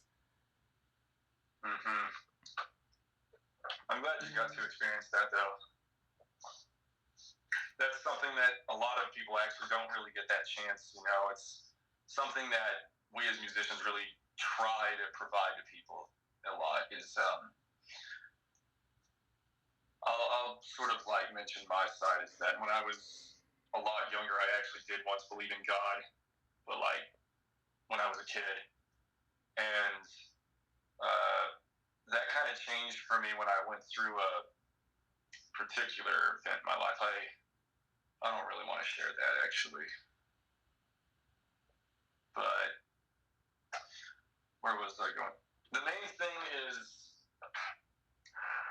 I was at a point where I actually wanted to die too, but the thing is, I didn't want to be the one to do it, and I didn't have anyone who was going to do that for me. So I sort of realized that could not be the way it works for me. So that's kind of why I got into music, is because if I couldn't do it, I could at least write about it.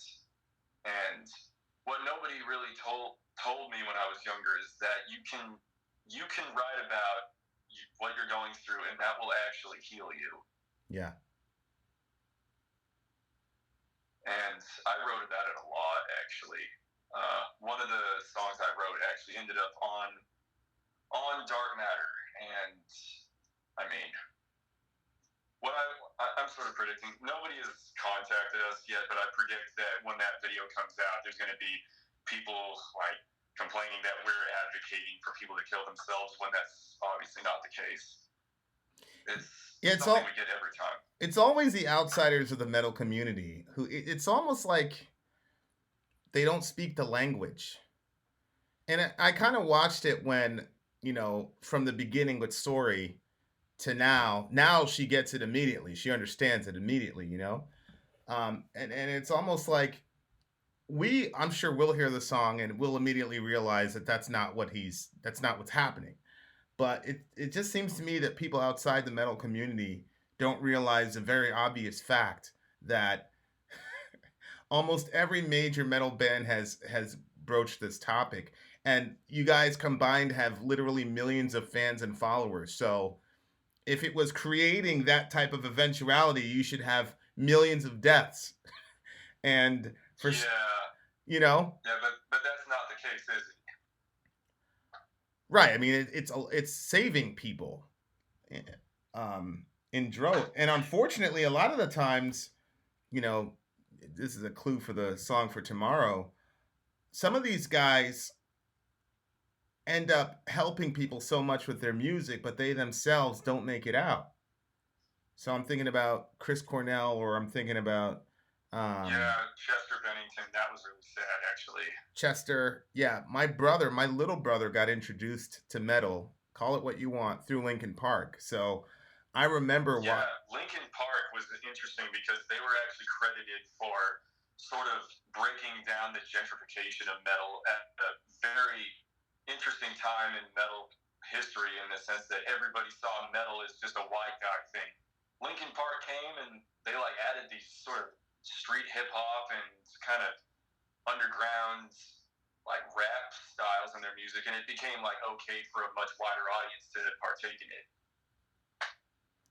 Yeah, no, and so I remember being very scared when I opened up and Twitter or whatever, and saw that Chester, and I remember just out loud saying no, no, and then saying my brother's name, and then I was just watching and I didn't know what to do because my brother wasn't in a good spot at the time, so I didn't know if I should be the one to tell him or whatever, but he reached out to me. And so it's this weird conundrum that you guys are in as artists, because on the one hand, you write about the stuff that's tormenting you, and you end up helping so many people, but then sometimes, some of you guys get subsumed into the thing, because I have a very kind of delicate situation with that. Is that I wrote songs back before I ever thought people would even be paying attention to them. So the only person I could write songs for was myself, and I would write a lot of songs with just nothing but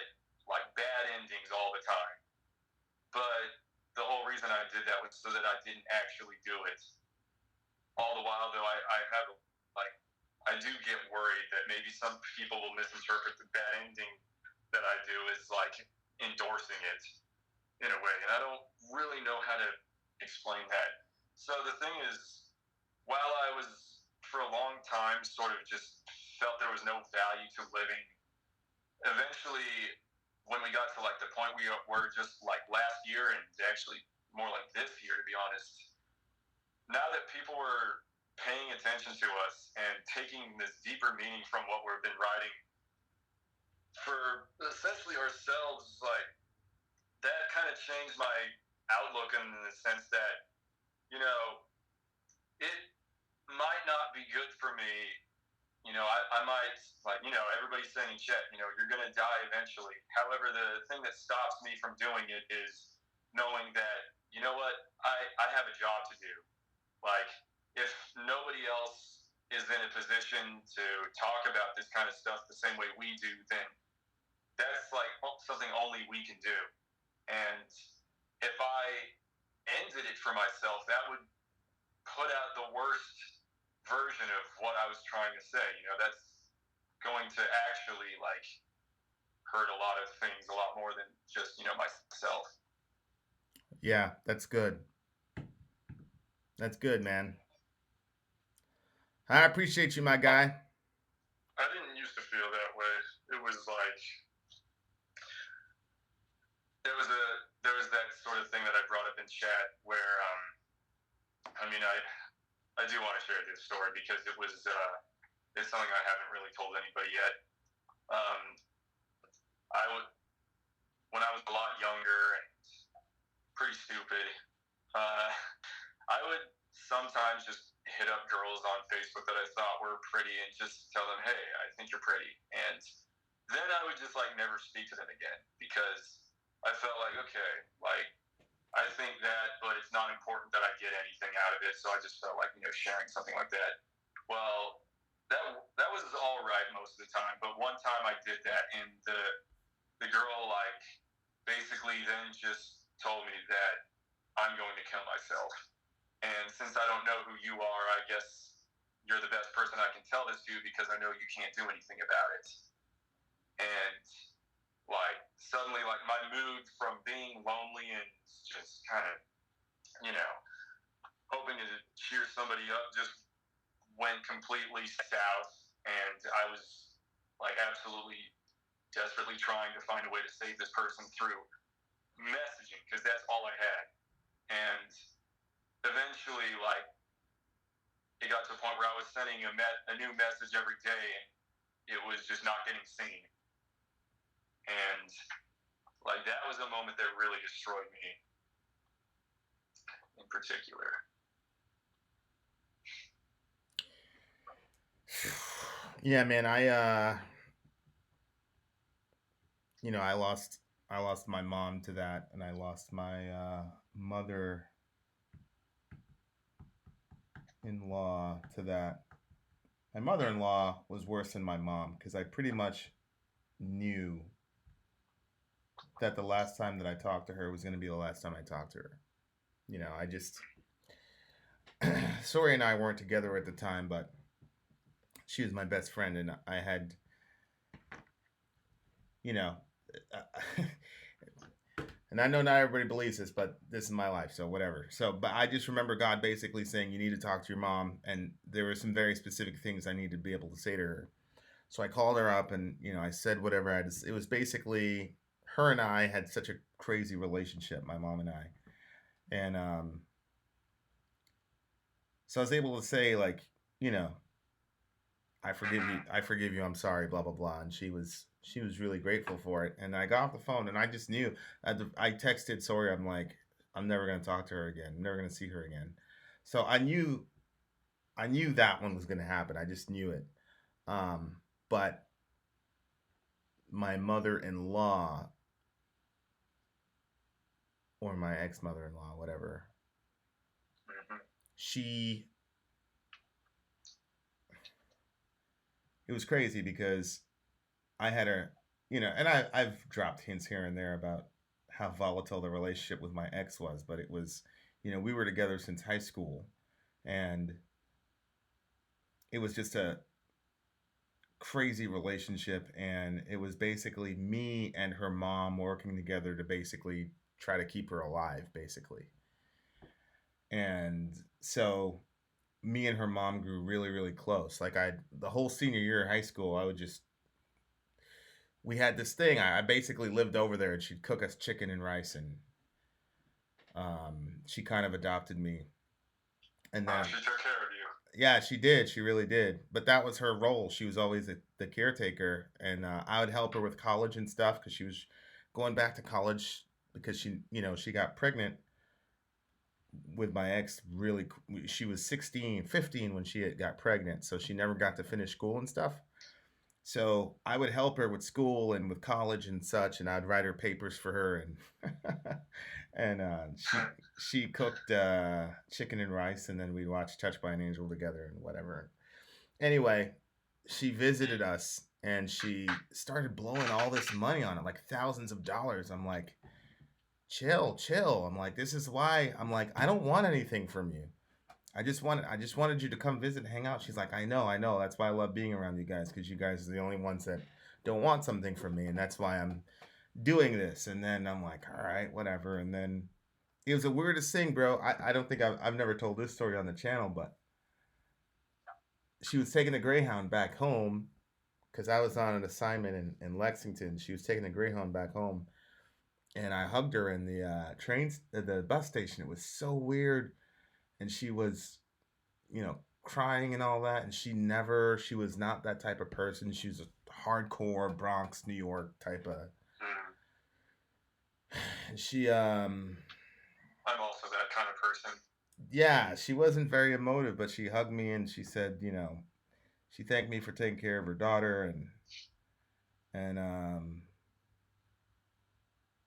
because she had made up this whole lie that she was moving to Louisiana, which. So anyway, I hugged her, and then I turned her. It was weird, man. I turned around. I was at the car. I had my hand on the car door. I turned around, and I looked back at her, and it was just such a weird feeling. And she basically like said, just go. And then she started, and of course, looking back now, it's like, how the hell did you not see that? But it was like she started mailing all this stuff, like all of my ex's old stuff. Like it would come like systematically once a week. And then July 5th. Yeah, man, July 5th, I got out of the shower to go to work, and my wife's on the phone. My ex is on the phone, and she says she's dead. And yeah, man. It's never easy. It was crazy, bro. She called a funeral home and told them she had a terminal illness. So she paid off her own funeral. And then, Really? yeah, because she didn't want to. That's how she was. Like, right to the very end, she was a caretaker, because she didn't want to. I've never heard anybody do that. Yeah, yeah. Then she called the guy at 10 o'clock on July 4th and said, hey, I'm going to kill myself now. So you got to come pick me up. And the guy, he just got out of bed. He's like, that's not how it works. You'd have to call the cops. But he was just saying that, you know what I mean? And then he said, he didn't mean it? well, he was like, we don't handle that. That would be the cops. It didn't register what the conversation was, because it was such a crazy thing, So then he goes, oh shit. So he calls the police. He's like, you guys got to get over there right now. And sure enough, the cops showed up. There's a note on the door. She goes, the door's open. Basically, sorry for the mess. And that was, man. yeah, bro. She blew herself away. And then, so I put her on the first plane. I couldn't go because of the kids, and I kid you not, man, I received another box from her, and the last box is like, hey, you're receiving this. I'm dead. Blah blah blah. It was crazy. It was like a TV show. Of course, and I'm always like, how did I miss those signs? I think about it every day. There's not a day that goes by. It happened in 2012. There's not a day that goes by I don't think about her. 2012? Yeah. I thought it was like a while ago.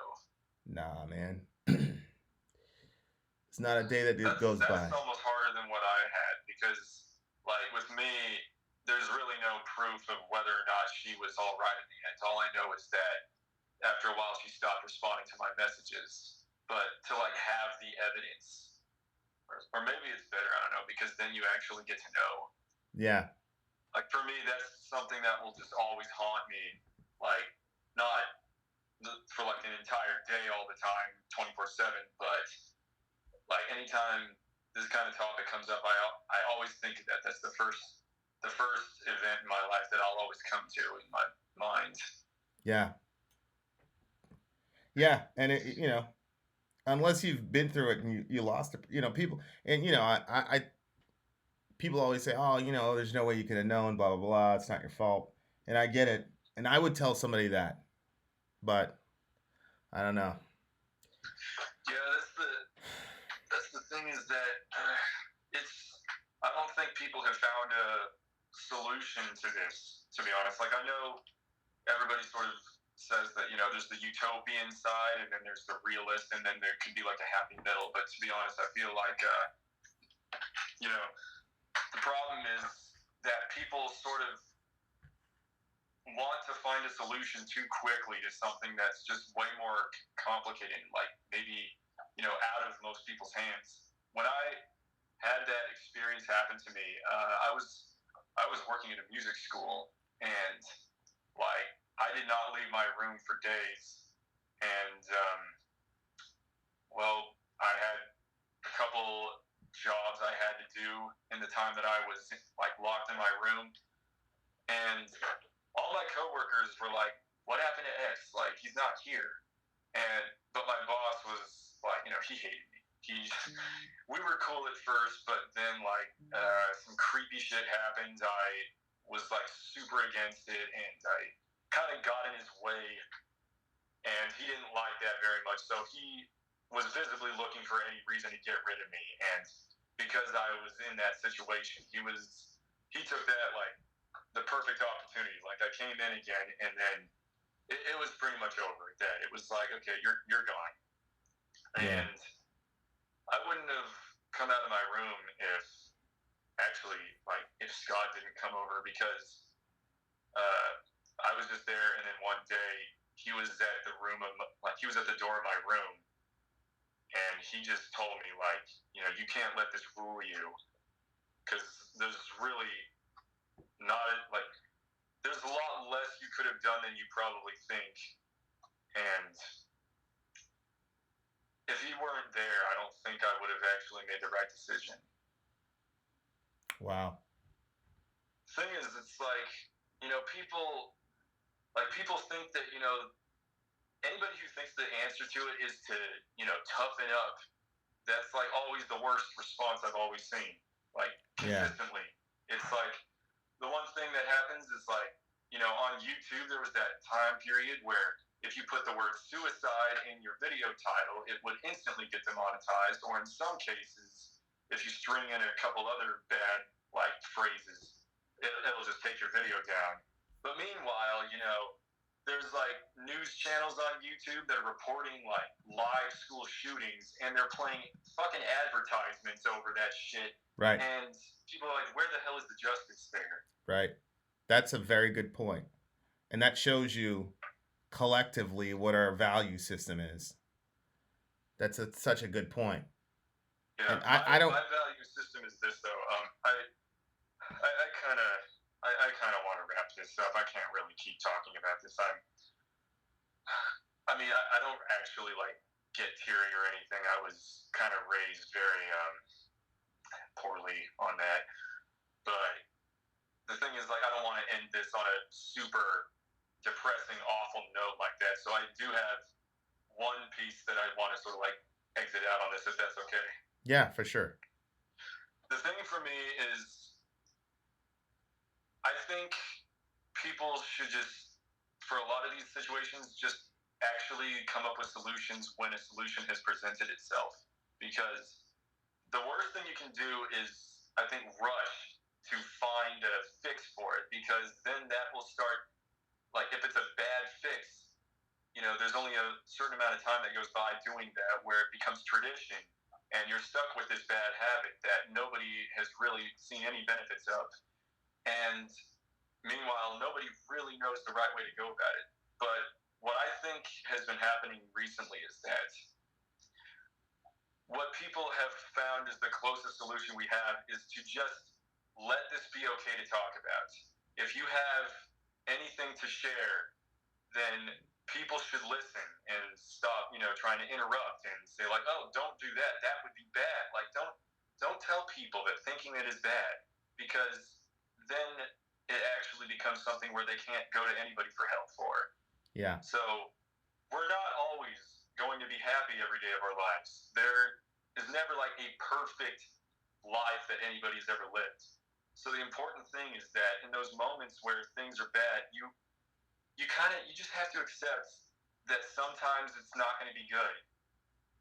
And, you know, paradoxically, that's actually what's going to make it good in the end. accepting the fact that it's not always going to be perfect. Right. Yeah, I hear you. Thanks for your contribution, man. Much love to you, buddy. All right. You guys got to stop doing these firesides when I'm sick. We'll be seeing you All real right. soon, man. I hope that Pony calls in, sort of to clarify my last point. Pony, if you have anything to share, it's okay. We all understand, and there's nothing wrong with it. Yep, for sure. All right. X out. All right, buddy. Big homie X. Cool. I got the phone open for one more caller. So if anybody wants to call, that's cool. Anybody also known as Pony.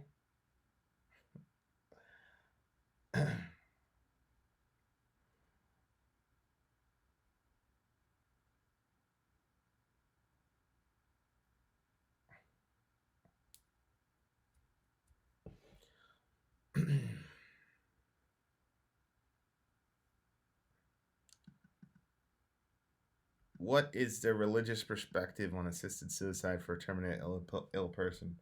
Proverbs 31 says, "Let those who are perishing have wine so that they could forget their troubles." So, where I'm at right now is that whatever we can do to alleviate pain and suffering, it basically allows for drugs. Whatever we can do to alleviate pain and suffering as much as we possibly can, we should. But we should not open the floodgates for that because there's no way to mitigate it. Who am I talking to? Mr. Lynn, this is James. Hey, buddy, how you doing? I'm doing all right. How about you, man? Doing pretty good. I got my peeps with me. I'm all right. You got your piece with you? My peeps, my people. You guys. Your Okay, gotcha. Listen, let me throw in a little bit insensitive / cynical point into the equation pertaining to a couple of points you made and the headline. Yep. Do we have right to die? Absolutely.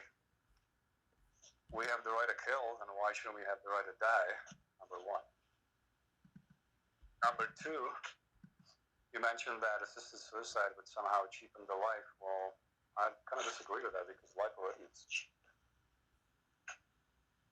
And you can demonstrate it by the amount of killings going on in the world. And if you want to bring it in regards to this country, the amount of killing this country does outside of its territory, number one. And number two, the way this country takes care of its own people.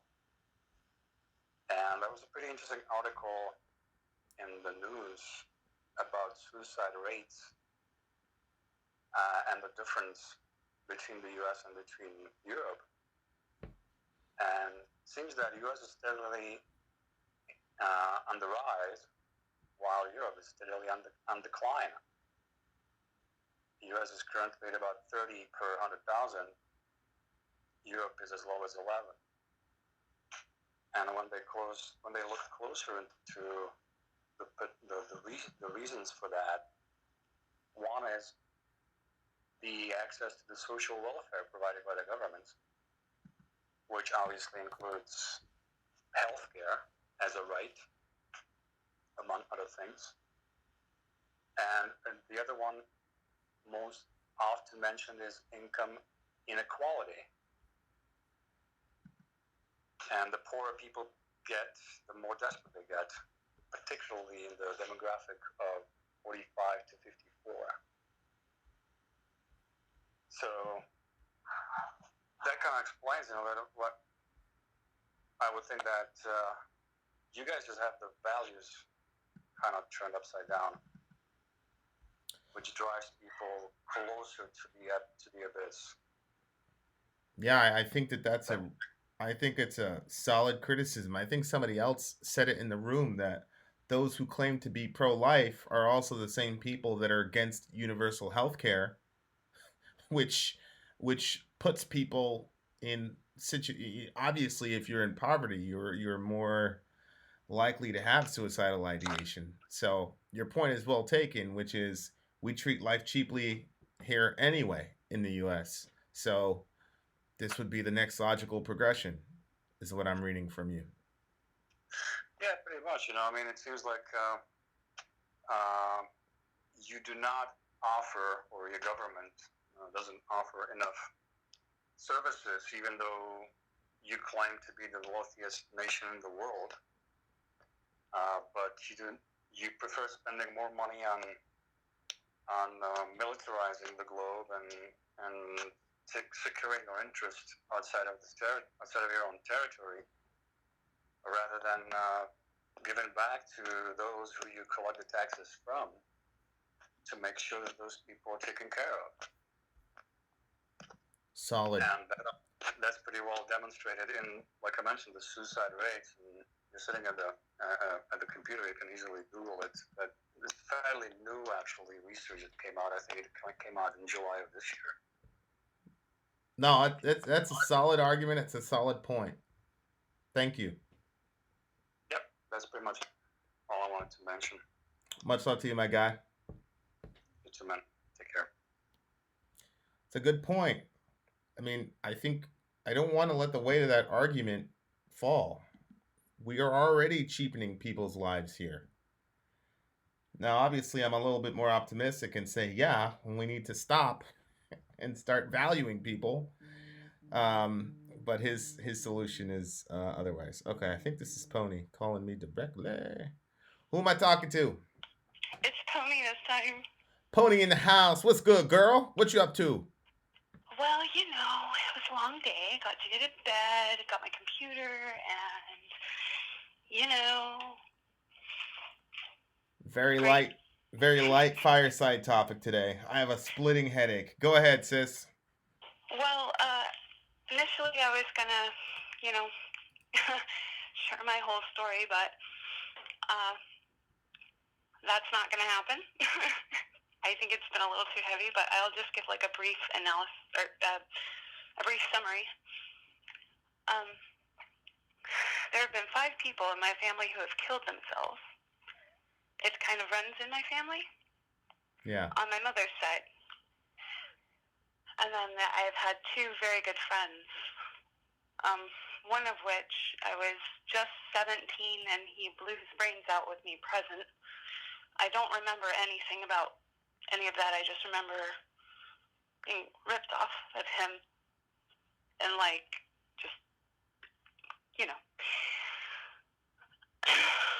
and then most recently, this is why the Pantera video hit me so hard. The day before Mystery did what he did, my other good friend who I'd known for a very long time was just taken off of life support for doing the exact same thing. So, I don't know what my point is in bringing that up now, but, because I don't really want to get into it any further after everything that's gone on tonight. But at some point I would like to bring up some things to you, because I have some very important things I'd like to bring up at some point, but I just don't think I can now. However, I do want to tell everyone I am always here for you guys. Don't ever forget that, and always come to me. I don't care if I'm busy. I will stop what I'm doing, even if it takes me a while to reply. I will do my best to help you through whatever it is. And, I just love you guys. And Vin, I'm so sorry.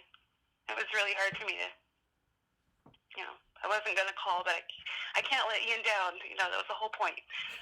So, I love you guys. Yeah. Be strong, Yeah. All you can do. I mean, I think we're all pretty lucky that we found each other, not to be super corny, but it's important. I completely agree. So I feel very blessed and privileged to know y'all. All right. Much love to you, Pony. You out? Well, I thought you were going to hang up first. It kind of cut out a little bit. Oh. No, you hang up. No, you hang up.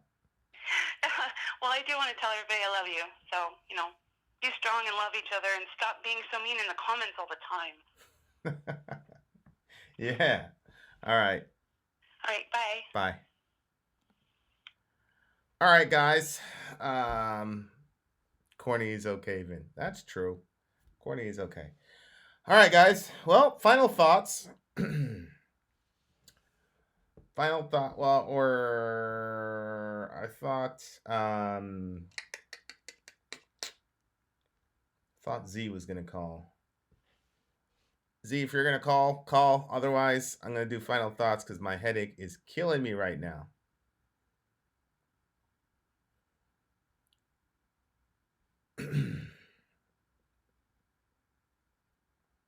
Plus, I gotta tend to Sori.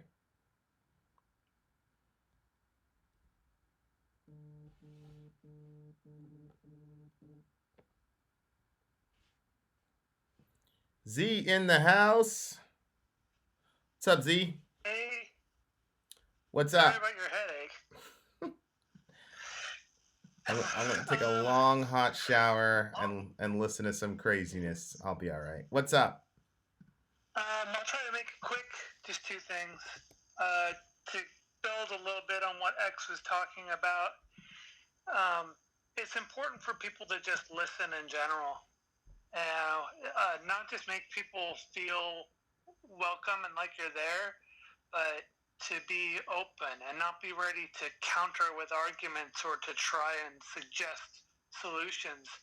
Oftentimes people who are, on the edge, they don't even want to hear a solution. They just want someone to talk to who will listen and to kind of just let things out. So that's an important one as well, to not try to have answers for people that are, in a risky situation, and just listen. Yeah, I didn't even, if you would have asked me when I was 18, like, bro, what's your problem? I really couldn't put my finger on it per se. When I talk about Dr. Petzel, I don't really know exactly what she did. I just felt like she was an ally and she cared about me and she was invested in me getting well. But she to your point, Z, she was just there for me and she'd listen, I mean, yeah. She prescribed me my meds too and was making sure that I was balanced on my Wellbutrin, but aside from that, she was just a very good listener. Yeah, I think a lot of people don't understand the value for someone who's got a lot of turmoil going on and who can't even necessarily put their issue into words. But if there's a lot of turmoil going on, there's a lot of value in just having someone who is an impartial listener, who's not there to judge, or to try and give solutions even, but just to listen. So that was something I wanted to kind of just expand on what X was saying. But then the other thing that I think is important to bring up, and I see a lot of value in your perspective and in the assisted suicide realm, and the fact that it can be abused and that it has been abused. At the same time, the medical solutions that are currently in place, A, are not guaranteed, B, are not often well executed, and C, are not often covered by insurance. And so you need to keep that in mind. When you say abused, what do you mean abused?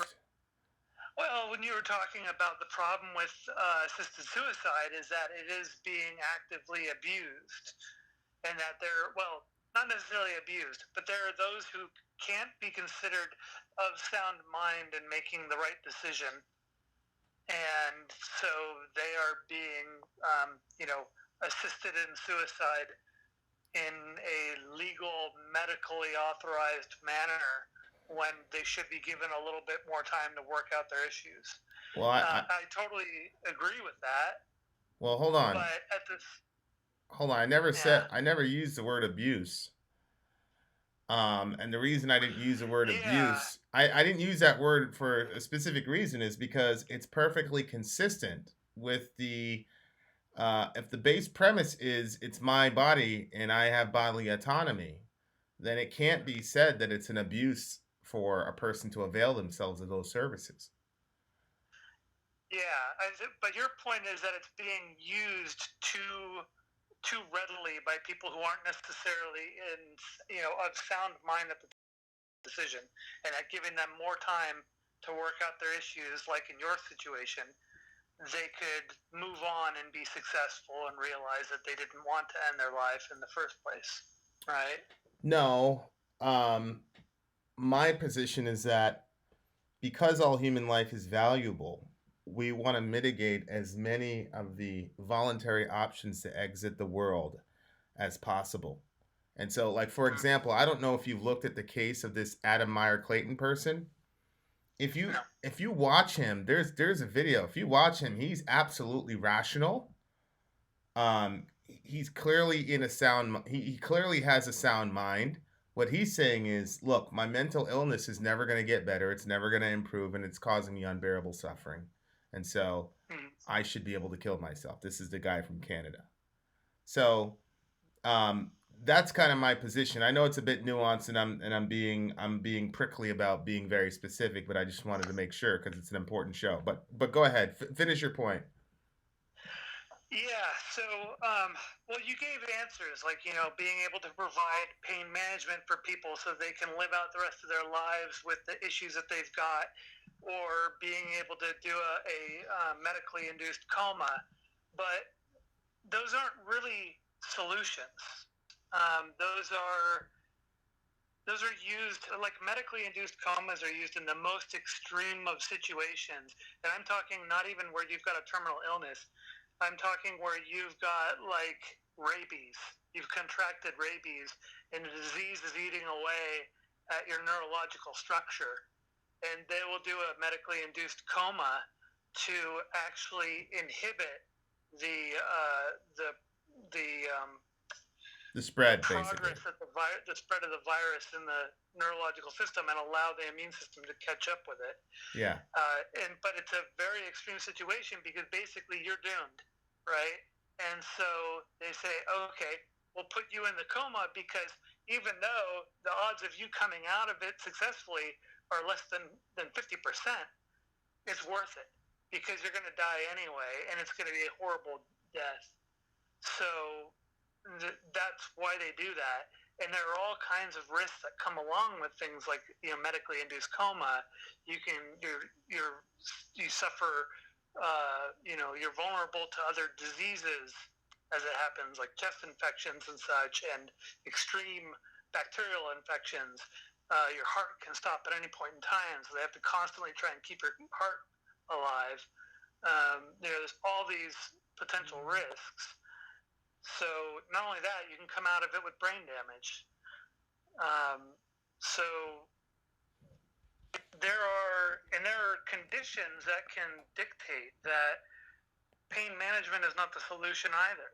If you've got a condition where you could end up severely neurologically damaged in the end and unable to care for yourself and unable to have a healthy life, well, then keeping that person alive into that degraded state is not necessarily a healthy thing. There are some people who have definitely achieved success, like Jason Becker, who has ALS, and his ALS took him to the point where the only part of his body that could move are his eyes, and that's the only way that he can communicate is with the movement of his eyes. And he was a guitar virtuoso of the 1980s who was legendary. Yeah. He survived it, and there's been specialized software that reads his eyes, the movement of his eyes, so he can operate a computer now, so he can write music that other musicians perform. So he has done something that's amazing, but his avenue through ALS should not be the bar for everybody. Not everybody has that, and somebody who's like a who might have been an aspiring carpenter or something, might not want to live through ALS. Well, yeah, but Adam Meyer Clayton doesn't want to live through his major depression disorder. Yeah. So what we need to do is tackle it from a couple of different angles. We need to allow a legal and humane way to exit in extreme conditions, but at the same time, we also need to buffer and provide systems that allow people to catch these mental illness issues early, because we don't do preventative medicine, because we don't provide good coverage for people, and we don't provide universal coverage. So preventative medicine is basically ignored in America unless you're pretty well off.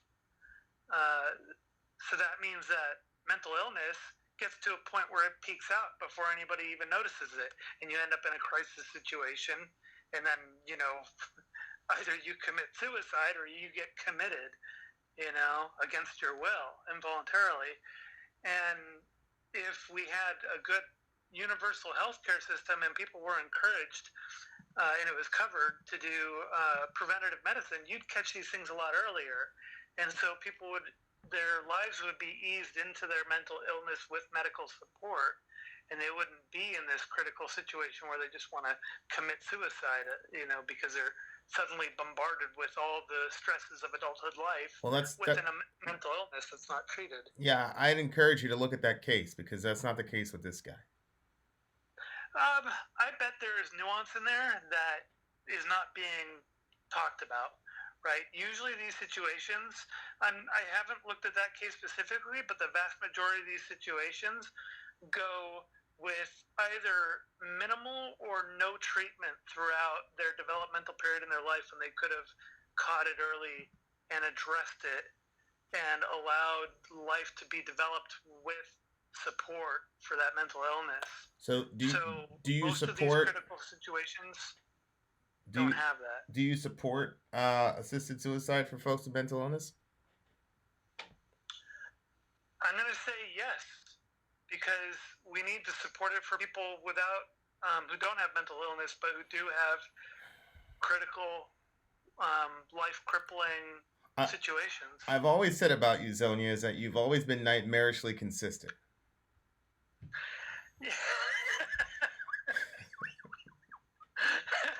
So while most we can allow for it, but we can build a system that prevents the use of it for mental illness over time, because we have a healthier population that's being treated preventatively as opposed to reactively.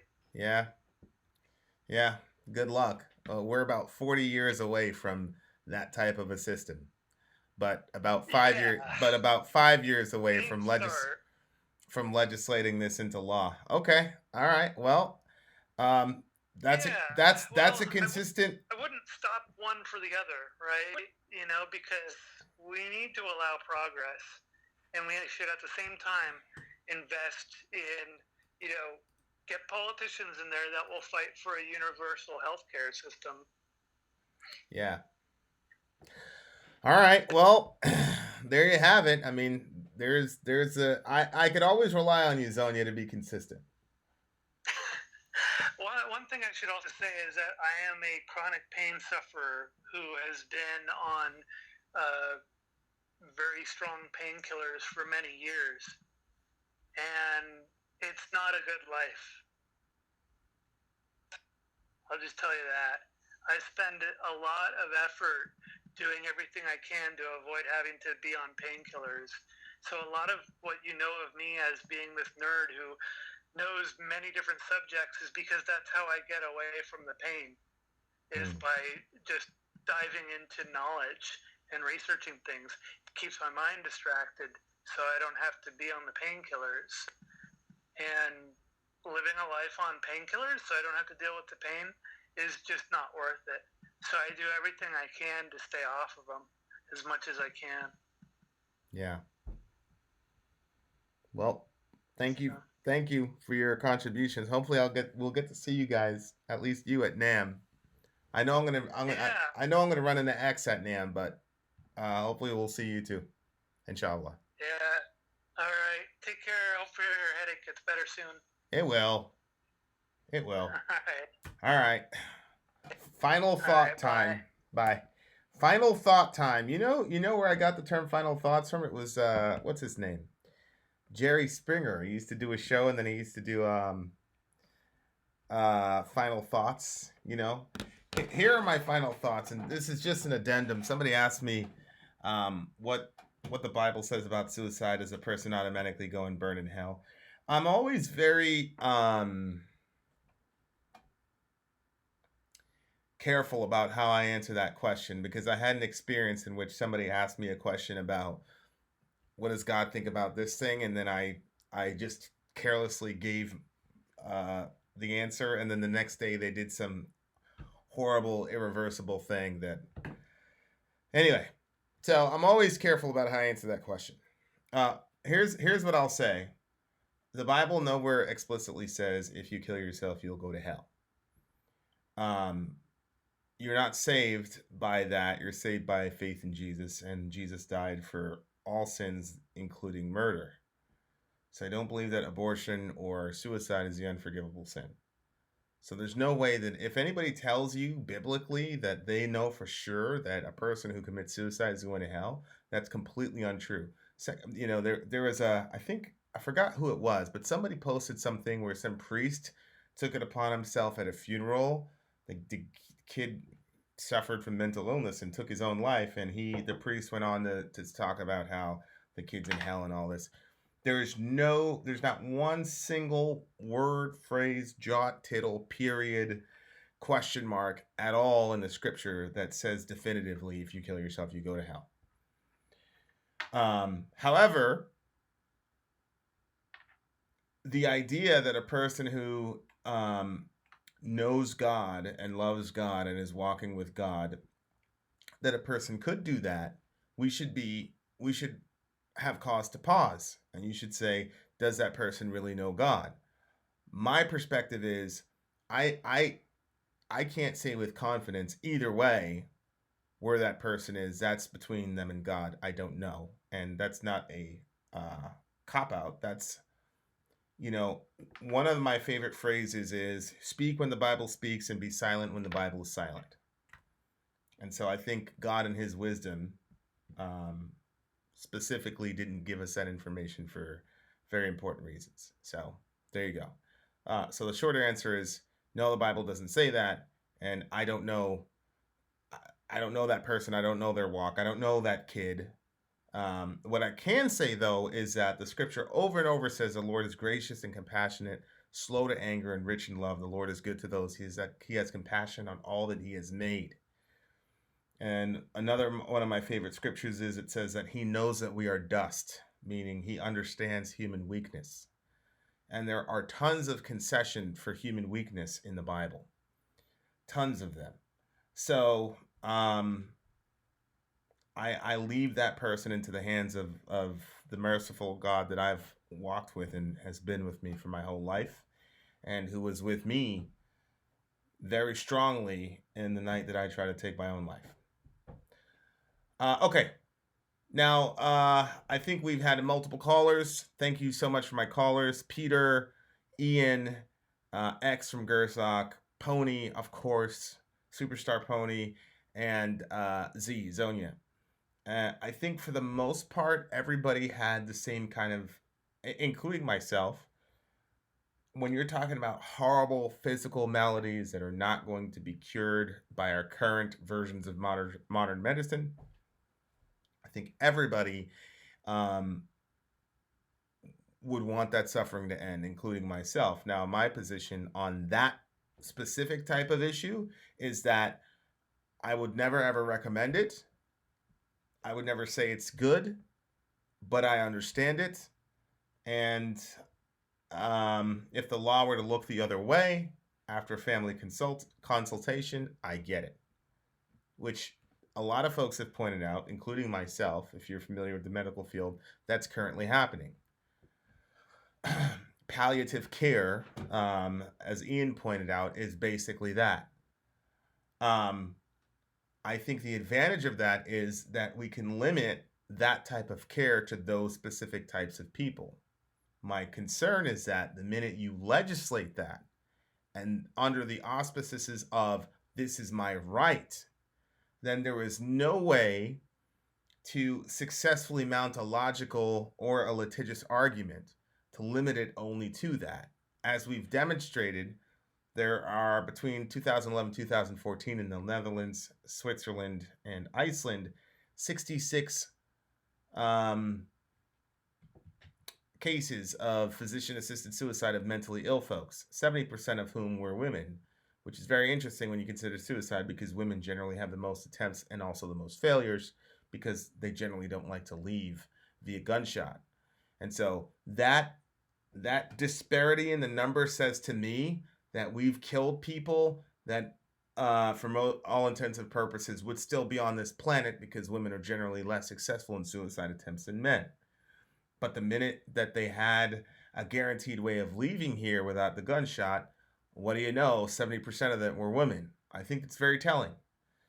I think all of us, for the most part, agree that we don't want people with mental illness having the opportunity to kill themselves. Now, Zonia,